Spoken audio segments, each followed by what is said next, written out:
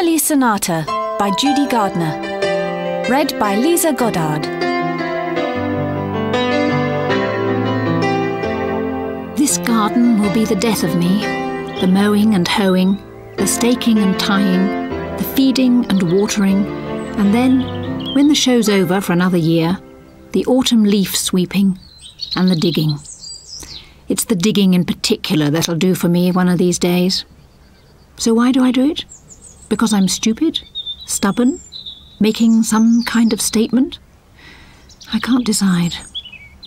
But I'm at it now. Elderly spine creaking, elderly muscles crying for mercy while the spade cuts through yet another slice of chill, hard-packed earth, and the robin waits expectantly for an upturned grub. These days, the robin is what you might term my nearest and dearest.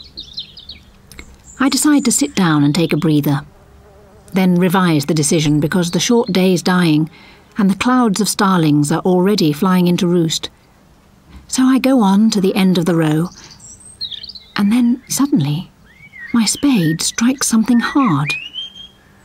Another stone, or maybe half a brick. In this old cottage garden I've dug up many a relic of the past, old tins and bottles, bits of horses' harness. I ease the spade round it, trying to assess the depth and the width of the obstruction. It's not very big, but an awkward shape. The spade goes on probing, and it takes a lot of effort finally to bring to the surface a lumpy, clumpy object that clangs against the spade and that shows through the clinging soil an unexpected gleam of gold. Winded, I let the spade fall and sit back on my haunches, clutching the prize. It's not a stone or a brick, and as my thumbs rub away the dirt, I begin to recognise a trim little bulbous shape that ends where the gleam of gold begins. I rub some more, and the suspicion becomes a certainty. It's the leg of something that ends in a brass caster, and the robin flies off in alarm as I disturb the autumn quiet with something between a laugh and a sob. Of all things, I've just dug up Fanny's foot. Fanny, the doyenne of upright pianos, with brass candlesticks, keys like uneven yellow teeth, and a voice that twanged like a banjo. I bought her from a hymn-singing Irishwoman for £8, 10 shillings in 1952, and she arrived by tractor and trailer. "Why?" asked Tim. "Because I'm going to learn to play it." He eyed me over the evening paper, and he didn't need to say, "29's leaving it a bit late, isn't it?" because I could hear him thinking it. This was one of the drawbacks of being married to someone you were very close to. "There are some things people ought to be able to do before they're 30, I said, "and I promise I'll only practice when everyone's out." So Fanny was installed in the dining room, slowly and very painfully because the doorways are so low, and the children complained because there was no longer room to play table tennis. I told them they wouldn't need table tennis when they had good music to listen to. "Huh," they said, and went off to the youth club to play snooker and get high on Pepsi. Those were the days. "It's the jingle-jangle I can't stand," Tim said one Saturday. "Can't we oil it or something?" I said that I didn't think you oiled pianos, but because he was basically sympathetic, I made some inquiries at the local music shop. Their piano tuner called, examined Fanny, and came out of the dining room shaking his head, like a doctor about to break the news of a terminal illness. "Her felts are gone," he said. Everyone called Fanny her, even without knowing her name. It was the sort of effect she had.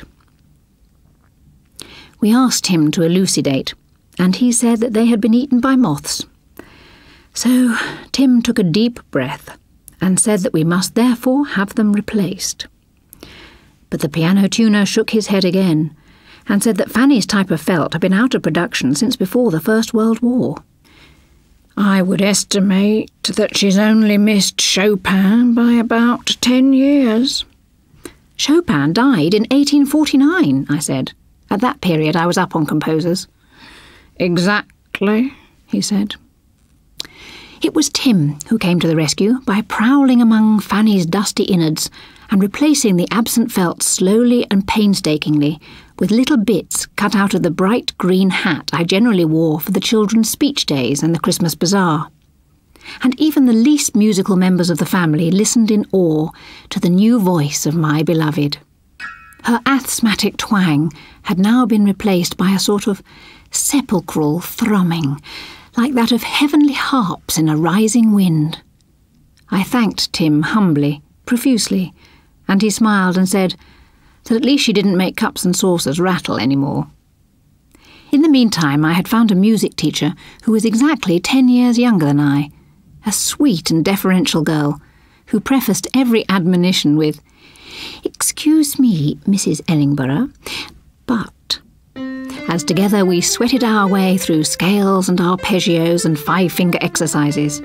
I learned to play Dancing Pixies and My Dolly's Birthday, and the children clubbed together and bought a record player which they plugged in, rather precariously, to the light socket in the garden shed. When I denounced them for a tribe of Philistines, they smiled tolerantly. I took my Grade 1 exam, conscious of a bevy of tiny tots with scrubbed knees, immaculate socks, and fingers the size of pink matchsticks. I passed, but only just, and Tim bought me a bunch of Sweet William and asked how long before I'd be able to play the Black and White Rag. But doubts were beginning to creep in, doubts about whether I'd make an amateur pianist of even the most meagre capability. I found sight reading agonisingly difficult, and scales and exercises an increasingly drudging bore. It all seemed to bear less and less relationship to how I had envisaged being able to play, that is, like Liszt, but with Chopin's sensitivity. Then my music teacher began cancelling lessons because she had acquired a boyfriend, and I began feeling relieved instead of disappointed, because I hadn't done the requisite practice and because I was having problems with upper and lower mordants. I finally gave up on Schumann's Album for the Young on the day that Cedric, our youngest, stood beside the music stall and said, "That doesn't sound right to me." "What doesn't?" "What you're playing, it sounds funny." "In that case, perhaps you can play it better." The sarcasm was lost on him because he climbed onto my lap and promptly did so. And it didn't sound at all funny. Far from it. "Cedric," I said, "how did you do that?" He got down from my lap and looked at me very gravely. "I don't know," he said finally. "It just sort of fell out of me." Family joy that I had stopped tinkering with music was short-lived, because the day I gave up was the day Cedric started. He played instinctively, without fear and without fumbling, his small square hands falling naturally into position over the keys. In those pre-lesson days, it wasn't exactly music that he played. It was more a meandering series of strange and harmonious sounds that he seemed to conjure up from the very depths of Fanny's being. It was as if they were having a conversation, as if she had at last found an understanding friend in whom she could confide. We marvelled briefly, then moved the dining table into the sitting room so that we could play table tennis again. On my 34th birthday, I beat Tim 6 games to 3. That was the year we all went camping and caught colds. The year Tim was made manager, and the year Fiona got 6 O-levels. Fiona, Johnny, Mandy, Caroline, Cedric.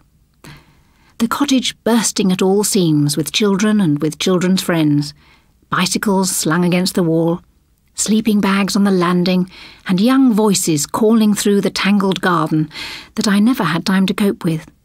All I ever seemed to do was wash up and peel potatoes. Yes, time was always short in those days, and in spite of Tim's promotion, so was money. Each year it cost more to feed and clothe them all, and to cope with the extras. School trips, pony riding. Funny how most girls seem to fall in love with ponies before they fall in love with men. Tennis coaching, swimming coaching, and pocket money that always ran dry before the week was up. Then Cedric, aged 15, said, "Please can we buy another piano? Fanny's just about had it." "Not a hope," Tim said. The rates have gone up and the phone bill's just come in. Besides—" But he didn't finish. He didn't need to. I knew that it was only love, coupled with weariness, that prevented him from mentioning the cost of music lessons. They, like the rates, had gone up again. A few weeks later, Cedric announced that he had become a plumber's mate, just for the holidays, just so that he could earn the money to buy a better piano. So I spent 6 weeks getting up early in order to cut sandwiches and make tea in a thermos flask, which the plumber's mate stowed away in his school satchel before cycling to the builder's yard down in the village. Each evening he came home tired and dusty and smelling of putty, occasionally of worse things, and grew fond of regaling the supper table with intimate descriptions of other people's septic tanks. Mandy, who wanted to be a doctor, said she hoped he wasn't bringing home intestinal parasites on his person. A few weeks before the new second-hand, piano arrived, we started wondering what to do with Fanny. It didn't occur to us that it might be difficult to find a new home for her.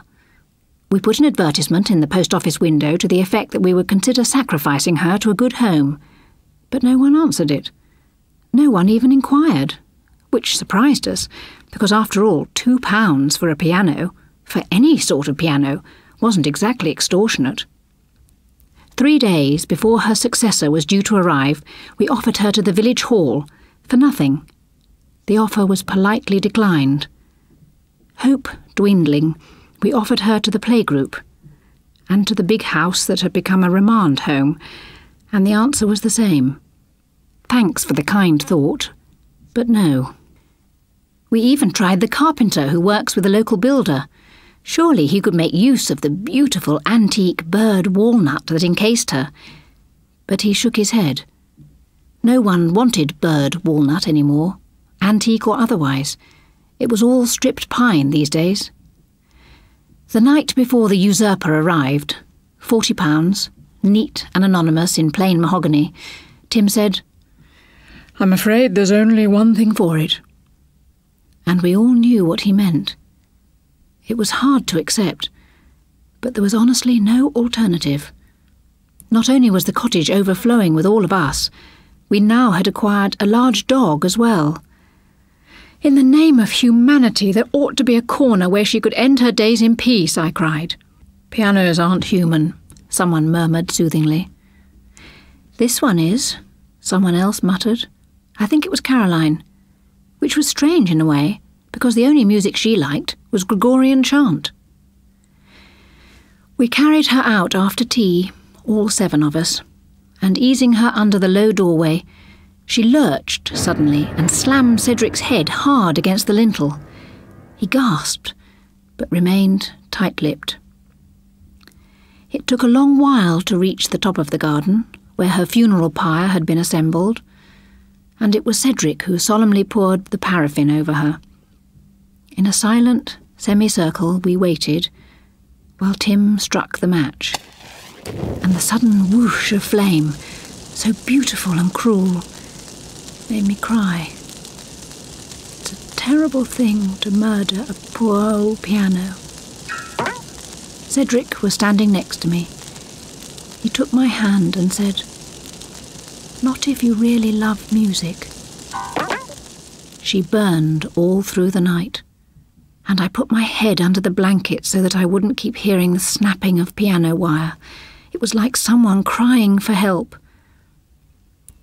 Her replacement arrived on the following afternoon and stayed with us until Cedric left home.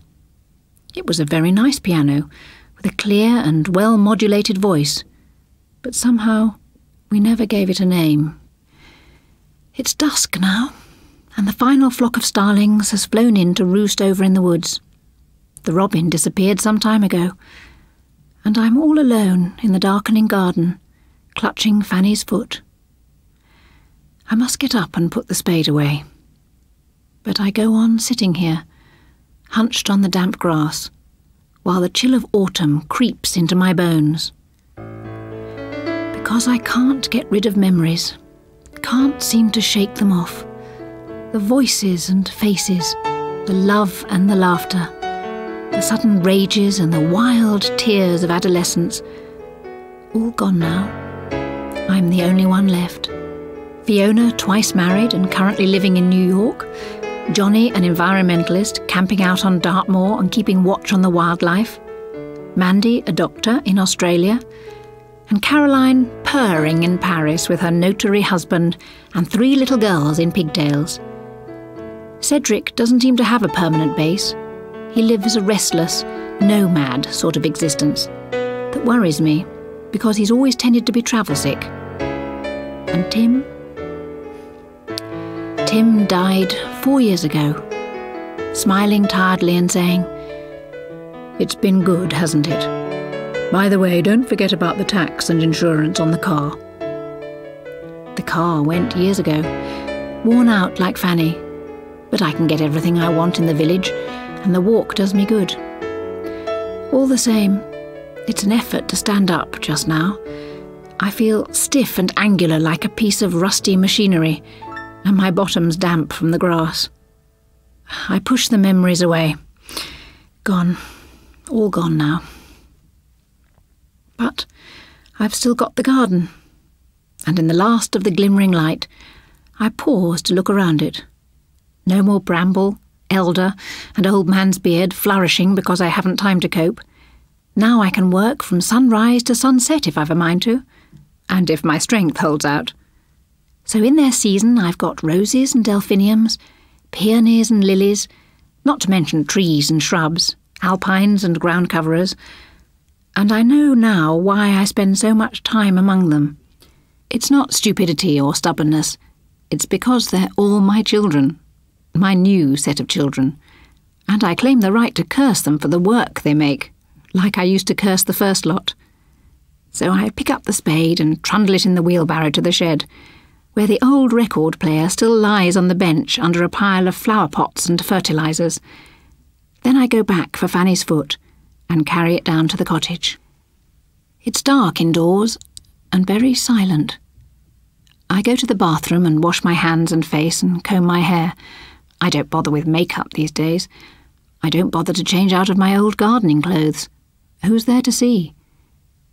Yet a sudden bubble of happiness bursts through the loneliness, and I go downstairs and put a match to the fire, then pour myself a sherry and switch on the TV. Just in nice time, I see from the clock. My armchair's deep and comfortable, and for some reason, Tim's words come back to me. It's been good, hasn't it? Then the screen flickers into life, and there he is, a grave, rather reserved-looking young man in white tie and tails, sitting at a concert grand piano. I raise my glass to Cedric, and to Mozart, whose sonata he's about to play in a large and foreign concert hall, and to the ghost of Fanny, who really started it all. Her soil-encrusted foot lies on the little table to my side.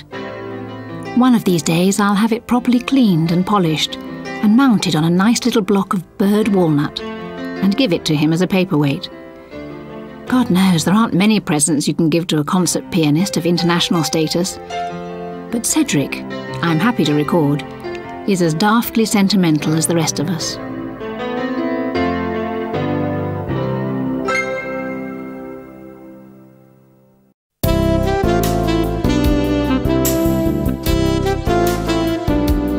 Always Afternoons by Stella Whitelaw.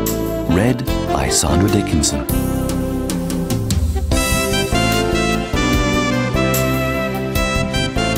She was not seeing him nearly enough.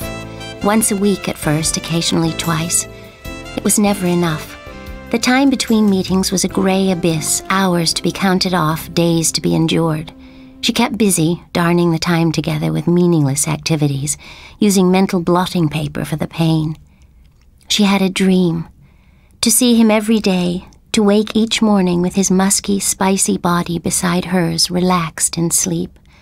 To sleep or not to sleep, a whole night through in his arms. A whole night. That luxury was beyond her wildest, scattiest dreams. To see him on those band days, weekends, holidays, birthdays, Christmas. Once fun days, now barely tolerated. Afternoons. But But we only have afternoons, she complained, rolling away from him, staring at the pale watercolor on the hotel wall. If only time could freeze for them as it had for those pastel children of long ago in floppy sun hats, staring forever into a silent rock pool. Everything's so rushed. We barely have time to talk. It's all we can have, and you know that, Hal said, tracing her sloping and childish shoulders with his fingers. I know, she said. But I don't want to be a PM person. I want to pretend that we're different. Yet their afternoons together did not feel rushed, sharpened by the long anticipation beforehand. Daisy called them the electric hours when the hands of the clock finally propelled her towards him. When they met, the chemistry fused afresh. Hands touched, eyes glowed, and the time ahead seemed endless. 120 minutes. Romeo and Juliet survived on less. They were both married to other people. They each had a package of children, mortgages, demanding jobs and homes. But it was not enough. They wanted each other as well. How can pair bonding be for life, argued Hal after listening to a wildlife talk on his car radio. Animals don't do it. They mate with different partners. Swans don't, said Daisy. People expect marriage to be 100% till death us do part. That could be 30, 40, even 50 years together these days, he groaned. We all live too long. We're going to be found out one day, he said. She pressed her finger to his mouth. But not this afternoon. This afternoon we have a magic circle protecting us. He wasn't listening properly. We'll make a mistake, he predicted. Hal's wife was called Claire. She was a tall, cool blonde who wore elegant clothes. She was everything that Daisy wished she was. She longed for Claire's height, her straight nose, her husband. Daisy saw them together once. It was a shattering experience, like being knifed between the ribs, a single swipe that severed nerve ends. They were coming out of a London theater, a smash-hit musical that Daisy would never get to see. The ticket prices were the kind of money she'd had for housekeeping. Claire had looked at Daisy for one instant, over other heads in the street. A look that registered, but could not possibly have meant anything. Daisy was only another harassed young woman rushing home from an evening drama course at the Polytechnic. Maybe it was the stunned look in Daisy's eyes that caught Claire's attention. Daisy hurried to the underground station, trying to quiet her pounding heart. She learned a lot from that rapier glance. It was the look of a fighter. Daisy would not stand a chance if it came to open warfare. She'd felt a knife going in. Hal and Daisy met several times before they became lovers. They met at a distant cousin's 10th birthday party when Daisy insisted that Hal had eaten her slice of the cake. They met again at the same cousin's 21st birthday party, and Hal dutifully trod on Daisy's toes once round the dance floor. It was not until that convenient cousin got married that Hal and Daisy noticed each other properly.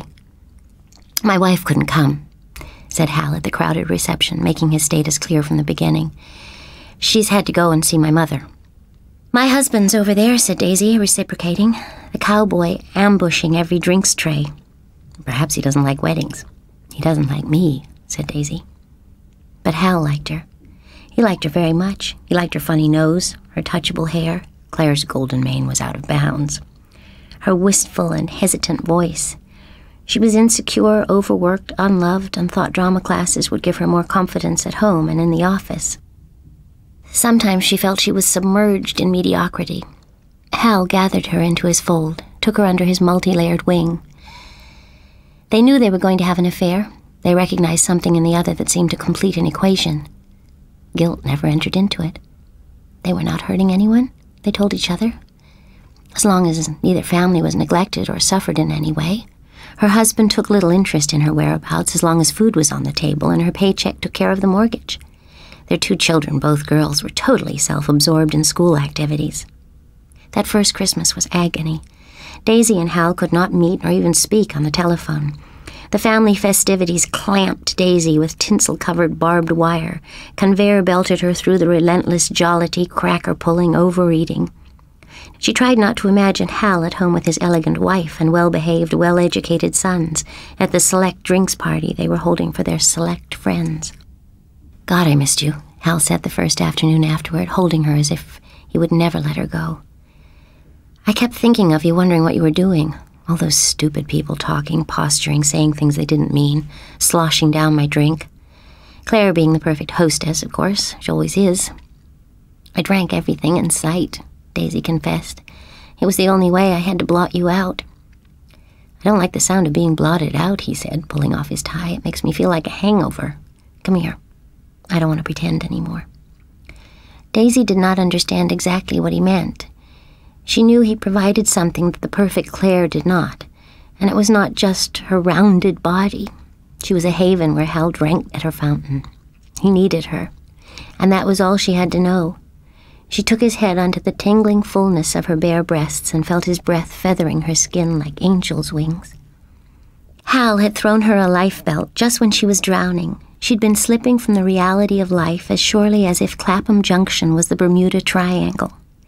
Though their time together was always short, Hal often slept. He was desperately tired, stressed, competing in a financial rat race to keep Claire in Armani suits, cleaning ladies, and his children at private schools. He dozed in Daisy's arms, some inner alarm waking him when it was time to leave. I can't bear it when you go to sleep, Daisy wept, her body craven and unfulfilled. It was going to be 10 days before they met again. It's such a waste of our time together. I'm sorry, sweetheart, he said, kissing her wearily. Soft, aimless kisses like a dying moth. But I can still feel you. I always know you're there. Daisy had to be content with that. When Claire found out, she was furious. Hal's customary attention to detail was diverted, and he carelessly left a hotel receipt in his jacket. Claire found it when she took his suit to the cleaners. She made inquiries at the hotel and discovered it was for a double room midweek. Hal had not been away on any business trip that date, which might have explained it. She put 2 and 2 together and made 5.5. Claire exploded like an erupting glacier. Her exterior cracked in all directions, spitting out shards of ice. Don't worry, she raged.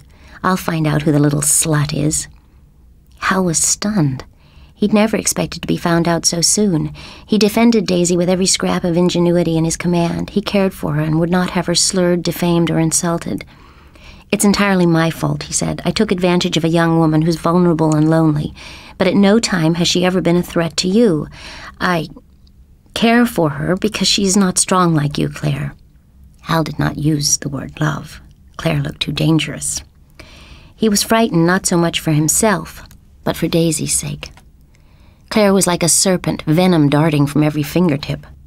She described exactly in that ice-cubed voice of hers what she would do to Daisy, Daisy's home, Daisy's family. But how can she ever find out it's me, said Daisy over the phone, her breath ragged with fear. There's that about-to-be-divorced convenient cousin of ours. Claire's been seeing a lot of her recently. They might put their heads together. Claire can't hurt you, can she? Can she make trouble? Yes, she can in many ways. My parents, at work. I'm not 100% secure. And then there's the boys. She's threatened to tell them, take them away from me. Daisy took several deep breaths, watching her hands twisting the telephone cord into knots. I can't let that happen to you, she said. I'm not letting you go. You must. We always said the children came first. You know we always said that. They're growing up. One day they'll realize that we're entitled to happiness. Mine are not grown up enough. I'm only entitled to be a mother and a wife. My happiness doesn't come into it. What about my happiness, said Hal angrily. He could see himself losing his funny Daisy, his all-loving woman who gave him her body afresh each time with a sweetness that never ceased to astonish him. He did not know what he'd done to deserve her. They'd had such brief moments together. Claire had everything else of his, a wealth of bed and board, holidays, home, status, financial provision, life insurance. She wanted his soul as well. I love you, said Daisy, putting down the phone. Claire tracked Daisy down via the convenient cousin. She homed in on her in a taupe suit, high-heeled, wearing an impenetrable cloud of Dior's poison-like armor. Daisy immediately felt shorter, creased, humiliated. And she could never wear taupe. I can't understand what Hal sees in you, said Claire, sweeping her lashes over Daisy's appearance like a vacuum cleaner. He must be going out of his mind, a midlife crisis. I suppose you know who I am. Yes, said Daisy. I've seen you before. Daisy did not know how she was going to cope with this rampant wife. She cringed back into her anorak, glad she was not at home, that at least they were on neutral ground, glad that Hal was not there. She would not want him to see her cornered. Leave my husband alone. Claire's ultimatum was as deadly as a cruise missile. If you don't, then I'll call on your husband, your children, and your employer. How would you like that? Not a lot, said Daisy, lifting her chin. I'm sure your children will be delighted to know that you're a whore. They'd probably find it marginally more interesting than my being their mother. So you're a failure at being both mother and wife. That figures. Well, let me tell you, I'm successful in both roles, and I intend to stay that way. Have I made myself clear? You've made it clear why Hal needs me in his life, thought Daisy, wishing she had the courage to say it aloud. A few months later, Daisy would have given everything she owned for just one afternoon with Hal. She moved through the days like a robot. She could not remember what she did or said, ate very little, existed on cups of tea. Her husband never noticed, but the girls did. "You all right, Mum?" her elder daughter asked as the teapot shook in Daisy's hand. "Perhaps you've got flu coming on. There's a lot of it about." There's a lot of loneliness about, too, Daisy thought, as she mopped up the spilt tea. It was not easy to put Hal out of her life. She was not a fighter, and there was no one rooting on her side. Hal phoned a few times. She took to leaving the phone off the hook. She changed to a better job, signed on for another drama course, had her hair cut. Hal always liked to run his hands through her hair. Now there was none to run through. She got thin and her clothes hung on her in folds. She went quiet as if she'd forgotten how to speak, waiting for the grieving to end. An uncontested divorce, after all. Daisy saw it briefly reported in the newspapers. Claire had taken her full revenge, and Daisy waited with faint, spiraling hope. But Hal did not phone. Perhaps it had hurt too much and he did not want to reopen the wound. She could understand that.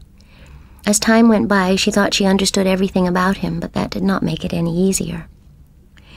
It was 2 years before she saw Hal again. She caught her breath in shock at the sight of his tall, stooping figure. He was going into a restaurant, very posh. He had his hand protectively on a woman's arm, being the perfect escort, as always. The woman was another Claire, a Mark II model. Tall, blonde, sleek, long on hair, short on moral credentials. Even in the dusk of that November evening, Daisy saw the flash of diamonds on the woman's finger. Daisy knew it was a new ring, remembered quite clearly the old one. Daisy felt a certain rashness coming over her. It was a brush-off from all those drama classes. In a way, she admired the Mark II model for stepping in where she'd feared to tread. She went up to the blonde, not looking at Hal, and tapped her on the arm. "Hello, convenient cousin," she said. "I didn't realize you were waiting in the wings." The woman flashed a smile of recognition. "Hello, Daisy. I knew you'd fluff your lines eventually. You always were hopeless, even as a little girl. I remember you crying at a party because Hal had eaten your slice of birthday cake." "He did, too," said Daisy. "How are you, Daisy?" Hal asked, his voice expressionless. He looked older, worn, graying at the side, still running a financial rat race to pay for his divorce, his new marriage. "I'm very busy," she said, wildly inventing lots of things in her head. But Hal did not ask, so she did not say. He looked embarrassed, and because she loved him, she let him off the hook. Long ago, he had saved her from drowning. "Particularly afternoons," she added before walking away. It was thoughtlessly cruel, but she could not stop herself.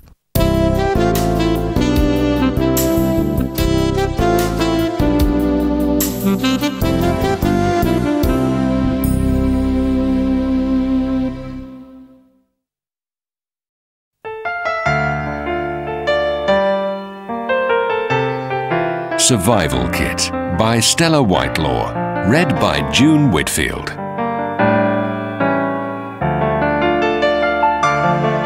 Coming home to an empty house was the worst part of being alone.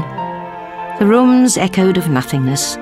Only the scent of flowers lingered in the air, but even that was fading, though the blooms weren't quite ready for the bin. Much like her, in fact. How strange the bed looked, one side smooth and untouched, the other with her floral nightie neatly folded on the pillow, and the paperbacks with which she anaesthetised herself each night on the bedside table. The bathroom floor was unfamiliarly dry. No damp patches, no discarded towels and dirty washing, no rim round the bath. There was no coat on the banisters, no ties on door handles, no newspapers on the floor. everywhere was so tidy.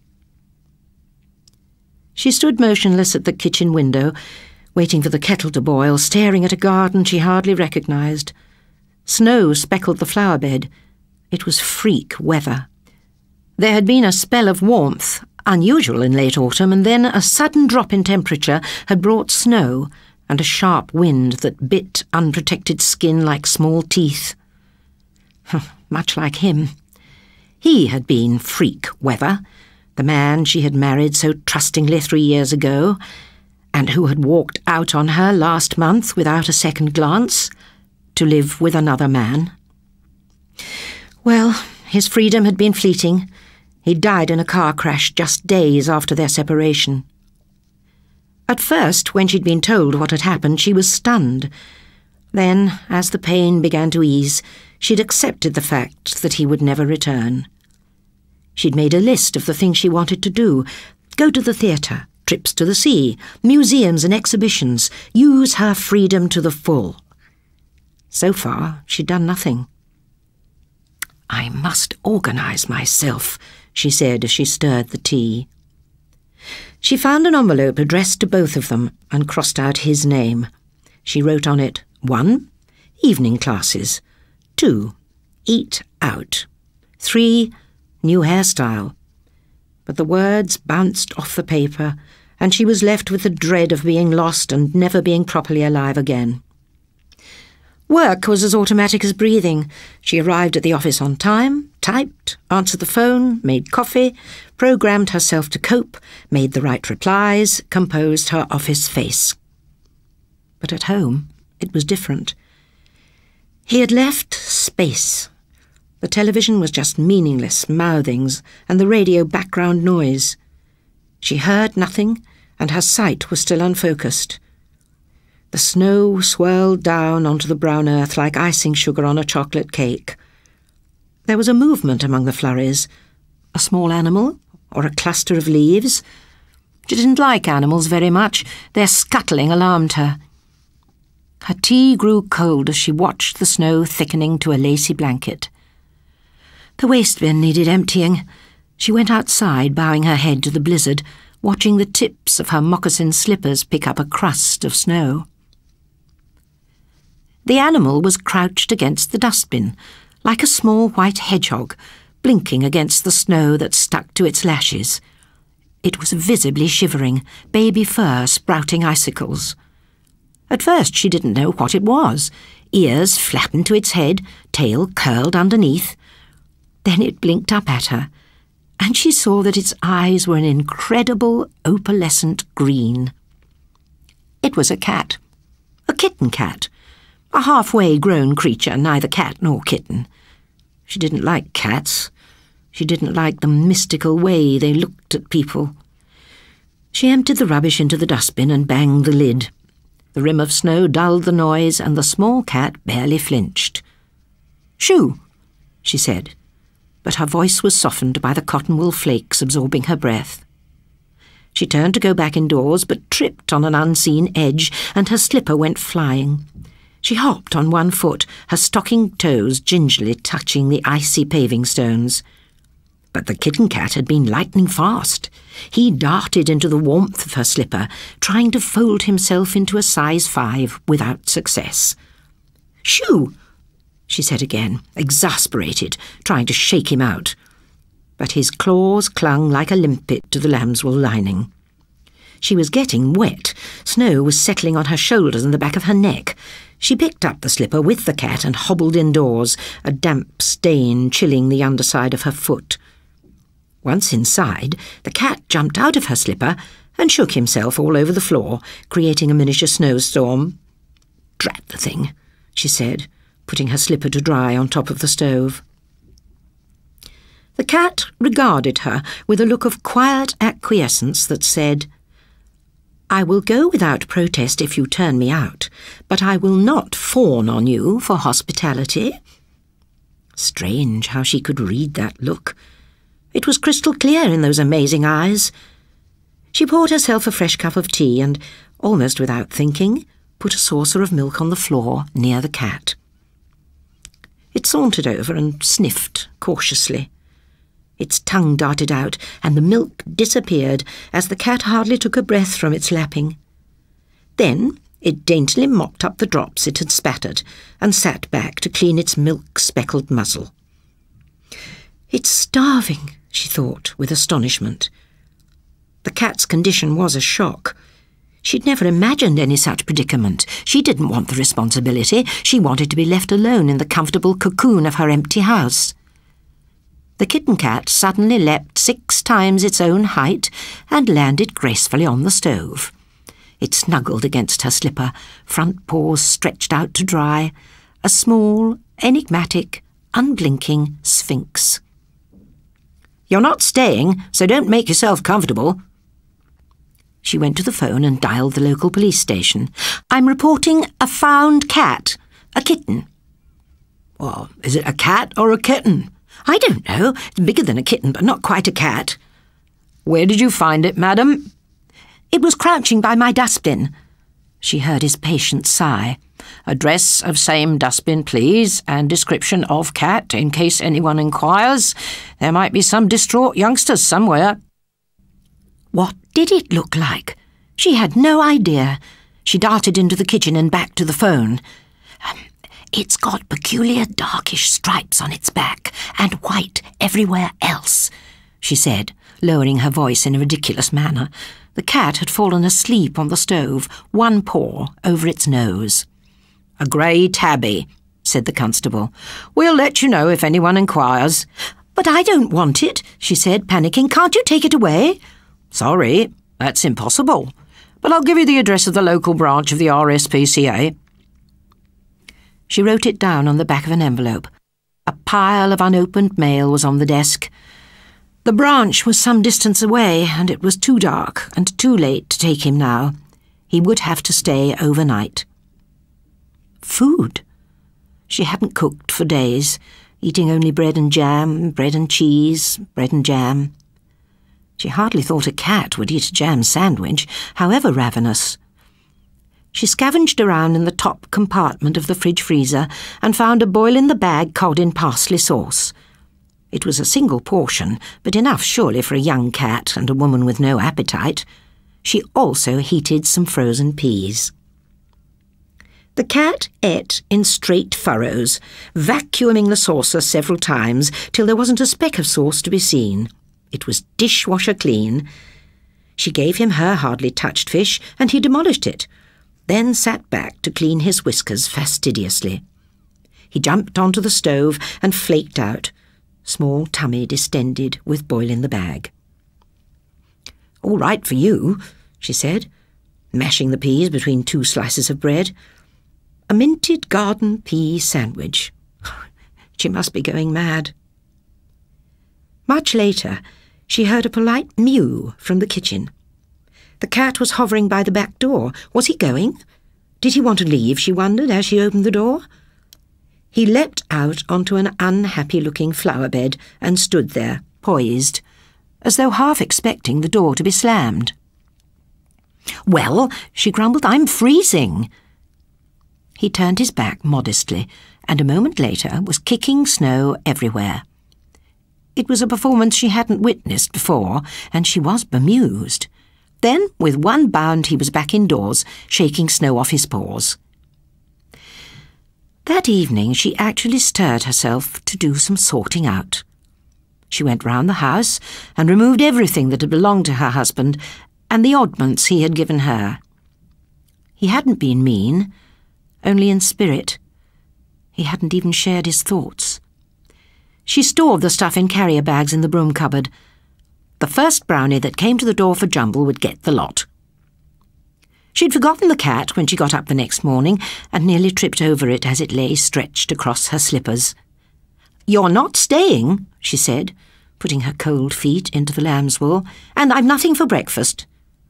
But she relented and broke a slice of bread into warm milk. He wasn't critical of the sparse fare and ate with quiet gratitude. She rushed around gulping cold coffee. "Oh, drat you, hurry up. You're going to make me late for work." She pulled on boots, a heavy overcoat, scarf, checked her keys. She didn't bother with makeup these days. A cold blast of air hit her unmoisturised cheeks and unprotected lips as she opened the front door and gently dropped the cat onto the path. He landed forepawed on a dusting of icy snow and shot her a desperate look. It was no good. She couldn't just go. She hurried back indoors, tipped shoe cleaners out of a cardboard box and picked up an unread newspaper. She cleared a path of snow off the porch tiles with the edge of her boot, put the box on its side like a hutch, with folded newspaper as a makeshift floor. "That's all I'm doing," she panted. "Now I'm really late." She hoped he wouldn't be there when she got home. She wanted him to go off somewhere, to leave her alone, so that her mind needn't be employed. But as she turned towards the house that evening, he was sitting like a sentinel on top of the box, tail curled neatly over his toes. He jumped down as she searched for her keys, tail held high, and shot indoors the moment the door was ajar. "What a nerve," she said. She found a rusty tin of sardines at the back of the larder, which they shared. She made hers into a sandwich. That evening, she went through her clothes and threw away anything her husband had particularly liked. It was very cathartic. The next day she put adverts in local shop windows. "Found, small grey and white tabby." It generated instant talk with the shop assistants. One gave her a leaflet on caring for kittens. Another gave her a sample of new gourmet cat food. The snow began melting into a dirty slush. A tide mark of wet crept up the cardboard box in the porch, and the top, where the cat sat, was sagging perilously. "Why won't you go?" she despaired, renouncing the cat. When the box collapsed, he waited on the wall instead. Each evening he greeted her with a small, sweet mew of welcome, as if he had been warned not to make too much noise. No one phoned in answer to the adverts. She contacted the police again. She questioned her near neighbours, but no one had lost a small tabby. "Dumped, I'd imagine. Probably from a passing car," said one. She searched for the RSPCA address, but she'd thrown the envelope away unopened. She didn't know what to do. She couldn't phone the police station again. They would think she was a crank. Instead, she bought 3 bunches of bright yellow chrysanthemums, not 1, but 3. She filled 3 pottery jars with the blooms and stood them on the front windowsill, like a declaration of independence. For supper, she cooked 4 chicken fillets in a casserole with plenty of vegetables and baked potatoes. It would be enough for both of them, twice. She was washing up when the phone rang. "Hello? Betty? Long time no see." She laughed a little, smoothing back her dark hair with a wet hand. "Oh, I thought you were someone phoning about a cat. No, it would take too long to explain. Yes, I'm all right. Well, not all right, but getting on somehow." She paused while her friend's voice enthusiastically filled in the silence with words, an invitation to a club dinner. "No, sorry. I know you're only being kind, but I just don't fancy going out. I'm not ready for parties or meeting people." "Scrabble?" She stopped and thought about small words. She knew cat. "I might cope with a game of Scrabble." Betty hastily pinned her down to a day and a time. "I'll come round after I've made supper," she said. "Yes, thank you. A lift home afterwards would be nice. But I don't mind coming into the house any more. You see, it isn't empty now." She said goodbye to her friend and put down the receiver. She took her knitting out of a cupboard, a chunky sweater she'd been making before he left, and turned on the television. There was a good play at 9 o'clock. The cat watched the preparations carefully and judged his moment. He had been waiting a long time, patiently. He jumped up onto the settee beside her, squeezing himself down into the small gap at her side. He put one paw on her thigh to make sure she didn't go away, the beginning of a purr vibrating in his throat. She stared in surprise at the small creature. looking properly for the first time, marvelling at the blotting paper images of grey markings across his back. It was like seeing after being blind, a sunburst of delicate beauty that was stunning. She touched his head, amazed at the swan's down softness under her fingertips and the trust in the small, furry face. "Kitty," she said, getting the gender wrong. It was a natural mistake, not unlike her other catastrophic mistake. "I suppose I'll have to call you Kitty." And for the first time, she began to feel the stirring of hope for the future.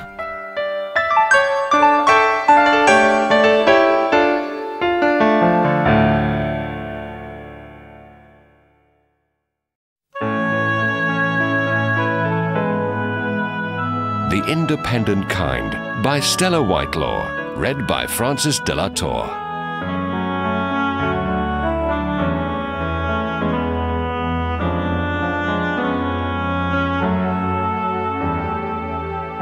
Sadie Phillips had been single now for exactly a year and felt she stood at some sort of symbolic crossroads. But since she had no choices to make, it was more like a cul-de-sac, she supposed. She drank a toast to those first traumatic months when first sadness, then relief had been her dominating emotions. Then she drank another toast to the joy of living alone. She could do exactly what she pleased, when and where. If she wanted to spend all Sunday in bed doing a jigsaw and eating cream crackers, she could. The option was open. Her weekends were spent putting the Sadie imprint on the small terrace 2 up and 2 down, where their marriage had finally petered out, among piles of rubble, bricks, ballast, and split bags of cement. Adrian had begun so many projects which were never finished. The little house then became a haven of peace and quiet. She had loved Adrian once, and that was the real grief of it. He had bowled her over from their very first meeting, a tall, bearded draftsman, amusing and attractively boyish. And it had taken Sadie several years to discover that she did not actually want to be married to a boy. She wanted to be married to a man. She obliterated all traces of Adrian, turning the second bedroom, which he had used for a darkroom workshop for his photography, into a dressing room. She saw no reason why she should not have this small luxury. Her sewing machine came out of the cold storage, and after studying the latest fashions, she began to make herself some new clothes. And she sold the hideous old table and chairs, which instantly enlarged the matchbox sitting room. Out with the table also went traditional 3-course cooking. Meals were now taken in the kitchen or on a tray on her knees. Adrian had always expected enormous meals, and his endless piles of washing had been gargantuan. The Saturday twin-tub marathon was now replaced by a relaxing armful of suds, with her flimsies blowing on the line like flags of independence. Sadie could also give more time to her work as personal assistant to the sales manager of a hosiery firm. For as was so often the case, a woman had to work twice as hard as a man to prove her worth. Sadie had been doing a considerable amount of her boss's work for years. But now, every report, chart and sales analysis she produced for him had to be noticed, she decided. She was going to be successful. She could feel it in her bones. For the first time, she'd been invited to attend the firm's annual conference in Bournemouth. "I'll enjoy that very much," she said to Oswald Harris, her boss, the South-Eastern sales manager. "Thank you for including me, Mr. Harris." "You deserve a break," Oswald Harris had pointed out, thinking how his assistant had blossomed since her divorce. Sadie had always been an attractive woman, but now she had an added assurance and zest which was almost a challenge to him. "You'll probably learn a thing or two at the conference, and it's all very friendly." Sadie gave a small, wary smile. She knew Mr. Harris was retiring soon to Bexhill, to a flat overlooking the sea, and the companionship of a brown spaniel called Dolly. So she was going to use every minute of that conference making sure she was fairly considered for Mr. Harris's job. She deserved the chance. Somehow she had to implant the idea in the heads of the right people. She bought flowers on her way home to celebrate and did posies for every room, even the bathroom. Adrian, she remembered now, had never noticed flowers. On Saturday afternoon, feeling the need for another treat, she went along to an art gallery, watching the people as much as looking at the paintings. "If you have a couple of £100 to spare, the row of excellent seascapes on the right are mine," someone said in a modest voice just behind her. "I beg your pardon?" Sadie said questioningly, swinging round. "I've been watching you," the man went on. "You were taking such a keen interest that I immediately thought, there's a prospective buyer. She can't make up her mind, though. All she needs is a little nudge." "Undecided at an artistic crossroads, you mean?" Sadie smiled. "Exactly." "Wrong," Sadie exclaimed. "It's a cul-de-sac, actually. I was thinking about some prints I have that need framing. They're stuck in the cupboard under the stairs, and they reproach me every time I get out the vacuum. Framing's so expensive, though." "Don't I know it? I usually go around the Sunday markets and quite often find suitable old frames. In fact, some of them are really beautiful, often better than my paintings." "If your paintings are good enough to hang in this gallery, then they can't be that bad," Sadie pointed out. "Don't be so modest. Show them to me. Tell me all about them." Sadie only said it to be polite, because he sounded so hesitant about his work, and his paintings did look interesting, pale, fascinating seascapes with wonderfully delicate touches of colour. She peered closer to read the signature, Ed Ryan. It seemed a very unassuming name for an artist. He talked fluently about his paintings, then when he had exhausted the subject, he generously continued to comment on the other paintings on show. "You might be missing a sale," Sadie protested. "If anyone's interested, they'll find me," he said. "I can't buy one," she said. "I'm skinned. I've a whole mortgage to take care of." "A whole mortgage?" he repeated sagely. "Obviously a woman of property." "It's as tiny as a doll's house," she said, "but it's all my own, and even if I say so myself, very pleasant." "I don't think I could live in a house," he grinned. "Not any more, not a proper house. It'd be too much like a prison." "Where do you live, then?" she asked curiously. His jeans and shirt were neat and clean, so he obviously wasn't sleeping rough. "I've a Land Rover, a dog and a caravan. I go where I like, along the coast mostly. I'm a nomad, a gypsy, a wanderer." "Ah," was about as much as Sadie could say. She was out of her depth with gypsies and nomads. "I'm going to Bournemouth soon." His eloquent eyes smiled suddenly. "You'll like Bournemouth," he predicted. "It has a beautiful sea and spectacular cliffs." They had a cup of coffee afterwards, companionably, talking a lot, and then Ed Ryan disappeared as suddenly as he had appeared. He hadn't said much about himself, only that he had once been an accountant and could fill in a tax form. Sadie enjoyed his company, but was glad he had not suggested seeing her again. How could he, anyway? A dog, a Land Rover, and a caravan were not the hallmarks of conventional living. He was probably halfway to Cromer Sands by now. And all thoughts of him went out of her mind when she opened Monday's post. Among the bills was a letter from a firm of solicitors. Her godmother had died and left her a house in the north. Sadie was stunned by the news. She had hardly known her godmother and felt very unworthy of the bequest. "It's rather old and ramshackle and in need of modernization," the solicitor had pointed out in his letter. At work, she blurted out the news to Mr. Harris. "Oh, so you'll be giving up your job and moving, will you?" he said. "I'll cancel your hotel booking for the conference." "No, I'll not," Sadie declared firmly. "I'm not going to give up my job, and I'd still like to go to the conference." Mr. Harris shuffled papers around, peering over his half-moon spectacles. "That's good. By the way, have you finished the monthly report?" "Yes, Mr. Harris. I'll just fetch the draft." "Splendid. Glad you're not moving. I'd miss you. Perhaps we could have a little supper together in Bournemouth." Sadie had been halfway out of the office when Mr. Harris issued the invitation. She didn't know what to say, so it seemed easier to pretend that she hadn't heard him. She wanted her promotion solely on merit, even though a word from Mr. Harris in the right place might help. It was because she was still feeling guilty and disturbed about the incident that some days later, when her ex-husband appeared on her doorstep, she automatically asked him in. She regretted it the instant Adrian set foot in her home. "Who's a lucky girl?" he laughed, giving her a big hug. "Another house! How did you know?" He tapped his nose, then mysteriously, "I have my sources, old boy's network, you know." He threw himself down in his old armchair, feet stretched out on the rug. "Ah, home," he sighed, eyeing the room. "I've really missed all this. Hey, where's the dining table and the showcase for my trophies?" "Trophies, you say?" "Never mind, we can soon—" He stopped, but Sadie could read his mind. His thoughts were almost lit up in neon. Soon put it up again?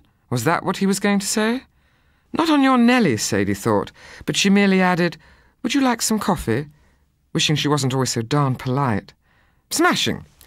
He launched into a recital of what he had been doing. He'd been moving around a lot. He'd not bought a new place or settled anywhere. He had eventually gone home to roost, where his mother prepared his huge meals and washed and tidied up after him. "It's not been easy," he said, as if he'd been asked to scale the Eiger single-handed. "There have been moments, Sadie, when I have felt like ending it all." Sadie didn't know whether to believe him or not, although she too had felt low at times. He put his coffee cup on the floor, got up and began roaming around the house, making comments on all the changes. "Hey, what's this?" he called down, blinking at the mirror doors on his former dark room. "My dressing room." "Dressing room?" he chortled. "Still, you'll be able to move out now and get somewhere bigger." "I don't want somewhere bigger," Sadie pointed out. "I couldn't cope with somewhere bigger. This house is just the right size for me." "But it's practically a cupboard," he exclaimed. "You'll be able to afford exactly what you want now." "I've always fancied one of those ranch-type houses, sprawling and low-slung, with lots of wood. Did I tell you I've taken up carpentry?" Sadie heard the alarm bells ringing madly. When he asked if he could stay the night, as his mother had gone to visit her sister, she offered him the sofa. A week later, Adrian was still there, making plans and suggestions, sprawled on the sofa.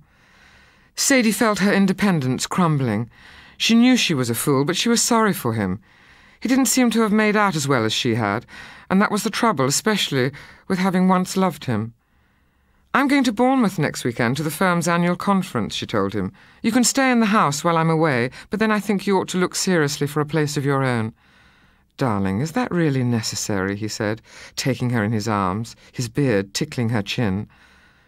Sadie stiffened her resolve, for she had always liked that beard. "Can't we start again, please, darling?" he went on. "We're getting on so well now. Things will be different. We could have a big house, every labour-saving gadget, dishwasher, waste disposal unit, you name it. And 2 cars in the garage with automatic doors. We'll have space, honey. Your bit of sewing, my darkroom, my workshop. I could get a lathe. Please, Sadie, let's try again." He was very persuasive and handsome, and she had once loved him. She wanted the old warm feeling of love to return. "I don't need a waste disposal unit," she said weakly. "I manage very well with a small dustbin." "We could be so happy," he said, sweeping her round the room, knocking over some flowers. "We'll have a second honeymoon somewhere exotic. I'll make you happy, Sadie, I promise." Sadie extracted herself from his arms and went down on her knees to retrieve the flowers. He didn't move to help her. "I'll tell you when I get back from Bournemouth," she said, picking up the tiny, fragile petals from the carpet. She felt like those crushed petals. Adrian was treading all over her again. Bournemouth was refreshing. The stiff sea breeze blew away some of the cobwebs of indecision and the stifling influence of her ex. The conference wasn't exactly the den of intrigue that Mr. Harris had always implied. The meetings were informal but constructive, and Sadie quickly discovered that by asking the right pertinent questions, she showed she knew more than just how to feed paper into an electronic typewriter. She also knew what a woman wanted to wear on her legs, which was one up on Mr. Harris. Her new clothes were stunning and drew many admiring glances. Late one afternoon, at the end of a busy session, Sadie put on jeans and a jersey and went for a stroll along the beach. There hadn't been time before. Yes, the sea was beautiful and the cliffs white and majestic. They had a timeless quality. Perhaps that was why Ed Ryan always painted the sea. She walked a long way. She passed the farmhouse chines, past the houses, hotels and beach huts. She wanted to walk forever. It seemed an admirable plan. No more worrying or wondering. No more Adrian. "You can't get any farther unless you've got climbing boots," the voice of Ed Ryan said suddenly from a perch somewhere way up. He held out a hand to help her up over the rocks. He was working. Sketchbook lay on the ledge alongside a box of charcoal and pastels. "I hoped I might see you." Sadie smiled. She was pleased to see him too. He was so uncomplicated and easy to be with. "How did you know I'd be here?" "You told me," he said, frowning slightly. "Remember? Over coffee? You told me about coming to Bournemouth this weekend to fight for your future. But I was beginning to give up any hope of seeing you. How's it going? Have you vanquished all your rivals?" Sadie felt a warm feeling spread through her. She had done well, and this thoughtful man actually wanted to hear about it. Well, not quite, she said, but I have made an impression. I know that. People have been listening to me as a person, not just seeing me as a woman and wondering if I tint my hair. I know you don't, Ed said, gently tucking back one of her breeze-blown locks. He did it slowly, letting a shaft of late sunshine stream golden through the strands. It's real. Everything about you is real. Look, I don't suppose you'd care to share a caravan supper with me tonight? Sausages under the stars? Very romantic. Sadie laughed, absurdly pleased to be asked. Oh, Ed, I can't. Tonight is the big formal sit-down dinner. I daren't miss it. I'll be meeting everybody, mixing with all the directors. It's when I'll be able to find out if they're really considering me for Mr. Harris's job. Then you must go, he said. That's important. It's more than important, she said. It's crucial.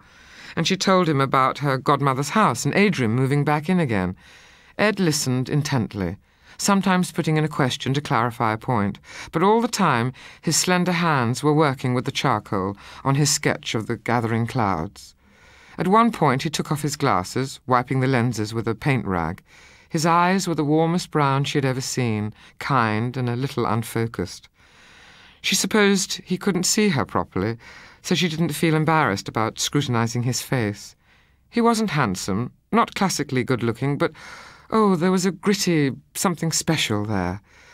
Sadie shook herself mentally. She was not going to get trapped again. It's going to rain, he said suddenly, packing up his things. I'll see you back to your hotel. Put on your glad rags and you go in there fighting, lady. He took her hand to help her down from the rocks, but didn't let go. Sadie felt 16 again, just out of school, strolling with a boyfriend. They laughed a lot and made up silly jokes about hosiery. Ed took nothing too seriously, and yet he understood that her work was important. He left her casually at the hotel steps. See you next year, babe? Sock it to them. She felt a pang when he walked away. Next year seemed an incredibly long time away, but then she got caught up in getting ready for the dinner. Afterwards, she could hardly remember what she'd eaten or whom she'd sat next to. So many people came up and spoke to her, and all the time she had to tread the delicate tightrope of knowing, but not knowing too much, of being willing to learn, but of having new ideas to contribute, of not antagonizing the wives of those already in power. You're making quite an impact, Mr. Harris said, coming up to her in the general crush after the speeches. I've put in a word for you, my dear. I hope you don't mind. I wouldn't like to see one of those smart Alecks ruining everything we've built up together. Together? She smiled and let him get away with it. She saw him more clearly now and understood. He was elderly and reluctant to leave, apprehensive about what his retirement in Bexhill with Dolly would be like. Is Bexhill nice? She asked. Does it have beautiful sea and wonderful cliffs? I have a painter friend who only paints the sea. Bexhill is lovely, my dear. You must come and see it. Bring your friend. Does he like dogs? I think so. Yes, he must. He's got one. Before she left to return on the early Monday train to London, she received a typewritten note from the managing director. Would she kindly present herself at his office on Tuesday morning at 10 o'clock? Relief washed over her as she sat on the train, watching the countryside speed by. Bournemouth had been unreal in a way. She might almost have imagined it all. But the note was tangible enough, and she was going back to the reality of Adrian camped up in her house. She had to deal with him. And she could give away Godmother's house, if she wanted, to some charitable cause, perhaps the homeless orphans or the disabled, could put it to good use. Once Adrian discovered that her capital had gone, he would go too. She was not hurt, she just understood him. As she turned the corner that evening, laden with her weekend case, she could hardly believe what she saw outside her house. Parked by her tiny terraced front door was a muddy Land Rover and a caravan, taking up a lot of space. A brown-faced dog peered at her from the back of the vehicle. She got out her key, aghast, wondering what might confront her. Adrian flung open the door, screwdriver in hand, bits of sawdust in his hair. At last, he declaimed, just who is this person who has come to frame your prince? Sadie could see Ed on his knees, cleaning a heavy old carved frame. He looked up, his dark face expressionless. He's the person who has come to frame my prince, she said. How did you know where they were? Adrian stormed. I didn't know that was a state secret, Sadie declared. Well, he seems to know his way around the house, Adrian went on, tripping over his toolbox. He'd been putting up shelves for his photo albums. Well, you hardly need a route map for a house this size, Sadie declared wryly. She put the kettle on, but Ed was already putting out the milk and the mugs. She daren't look at him. The totally at home act was move perfect. He must have taken in every word she ever said. "Oh, sorry," she said to Ed, looking into the biscuit tin. "Your favourite ginger nuts have all gone." "Look, Sadie," Adrian said, filling the doorway. "I want to know exactly what's going on." "I don't think it's any of your business," Sadie pointed out reasonably. "We're divorced, remember? And I think it's time you and your hobbies found somewhere else to mess up. This is my home now, and I don't want anything in it to remind me of you." Ed wandered into the sitting room, picking up tools and bits of wood as he went. He wasn't nearly as tall as Adrian, but in those moments he was much more menacing in a mature, no-nonsense way. He put all the debris into Adrian's arms and steered him towards the door. "If I find anything else of yours, I'll send it on," he said firmly. "Just forward an address." Adrian's mouth fell open. He hardly knew what was happening. Then he found himself on the doorstep. The door slammed firmly in his face. Sadie looked at Ed, not really knowing what to say. "That was a short year," she finally remarked ridiculously. "Did you get the promotion?" he asked. "I think so. I'm going to see the managing director tomorrow." He nodded, drinking his tea. "Good," he said. "I'll be off then. I'm driving down to Cornwall tonight." Her heart sank. She didn't want him to go, and yet the only way to keep this strange, sincere and wonderful man was to let him go. How could she expect to have everything? Her work, her house, her independence, and also a man who saw the sea as brushstrokes? "Thank you," she said, being polite again. "Thank you for coming here and sorting out something I was too weak to do myself." He grinned. "I thought the situation needed something a little dynamic. Good luck with the new job." Swiftly he cleared up his odds and ends, tidiness that came from living in a caravan. She stood on the step to see him drive off. The dog gave him an ecstatic welcome as he climbed aboard. Ed put the Land Rover in gear, but didn't move off. He knew he had to go, even if she stood there forever looking lovely and a little forlorn. "Sausages under the stars sometime?" he shouted. "The invitation still stands." Sadie's face broke into a wide smile. "I accept," she laughed, waving, knowing that one day he would be back. Now he had helped her reverse out of her cul-de-sac. The way ahead was clear.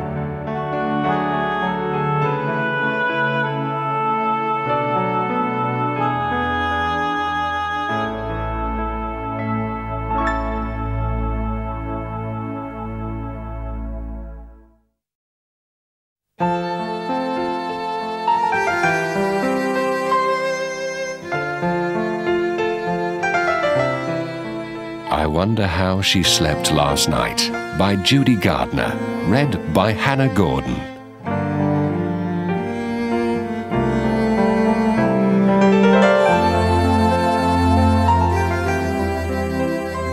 "Now listen," Leonora said. "You're going to be perfectly all right. You've got your very own room, your very own things all around you, and if you want anything, just ask the housekeeper. Suppose it's in the middle of the night. But you're not likely to want anything in the middle of the night, are you? I might. Well, you certainly don't normally." Mother and daughter were standing face to face under the centre light that was now adorned by the old familiar lampshade. The room was crammed with all the old familiar things that it had taken Leonora 5 consecutive car trips to convey from the old home to the new one. But it was going to be far better for the old girl to live in one cosy room in a place that catered specially for the elderly. "No more cooking or worrying about shopping," she said, smiling briskly at the bowed white head. "And tomorrow the man's coming to fix your television, isn't he?"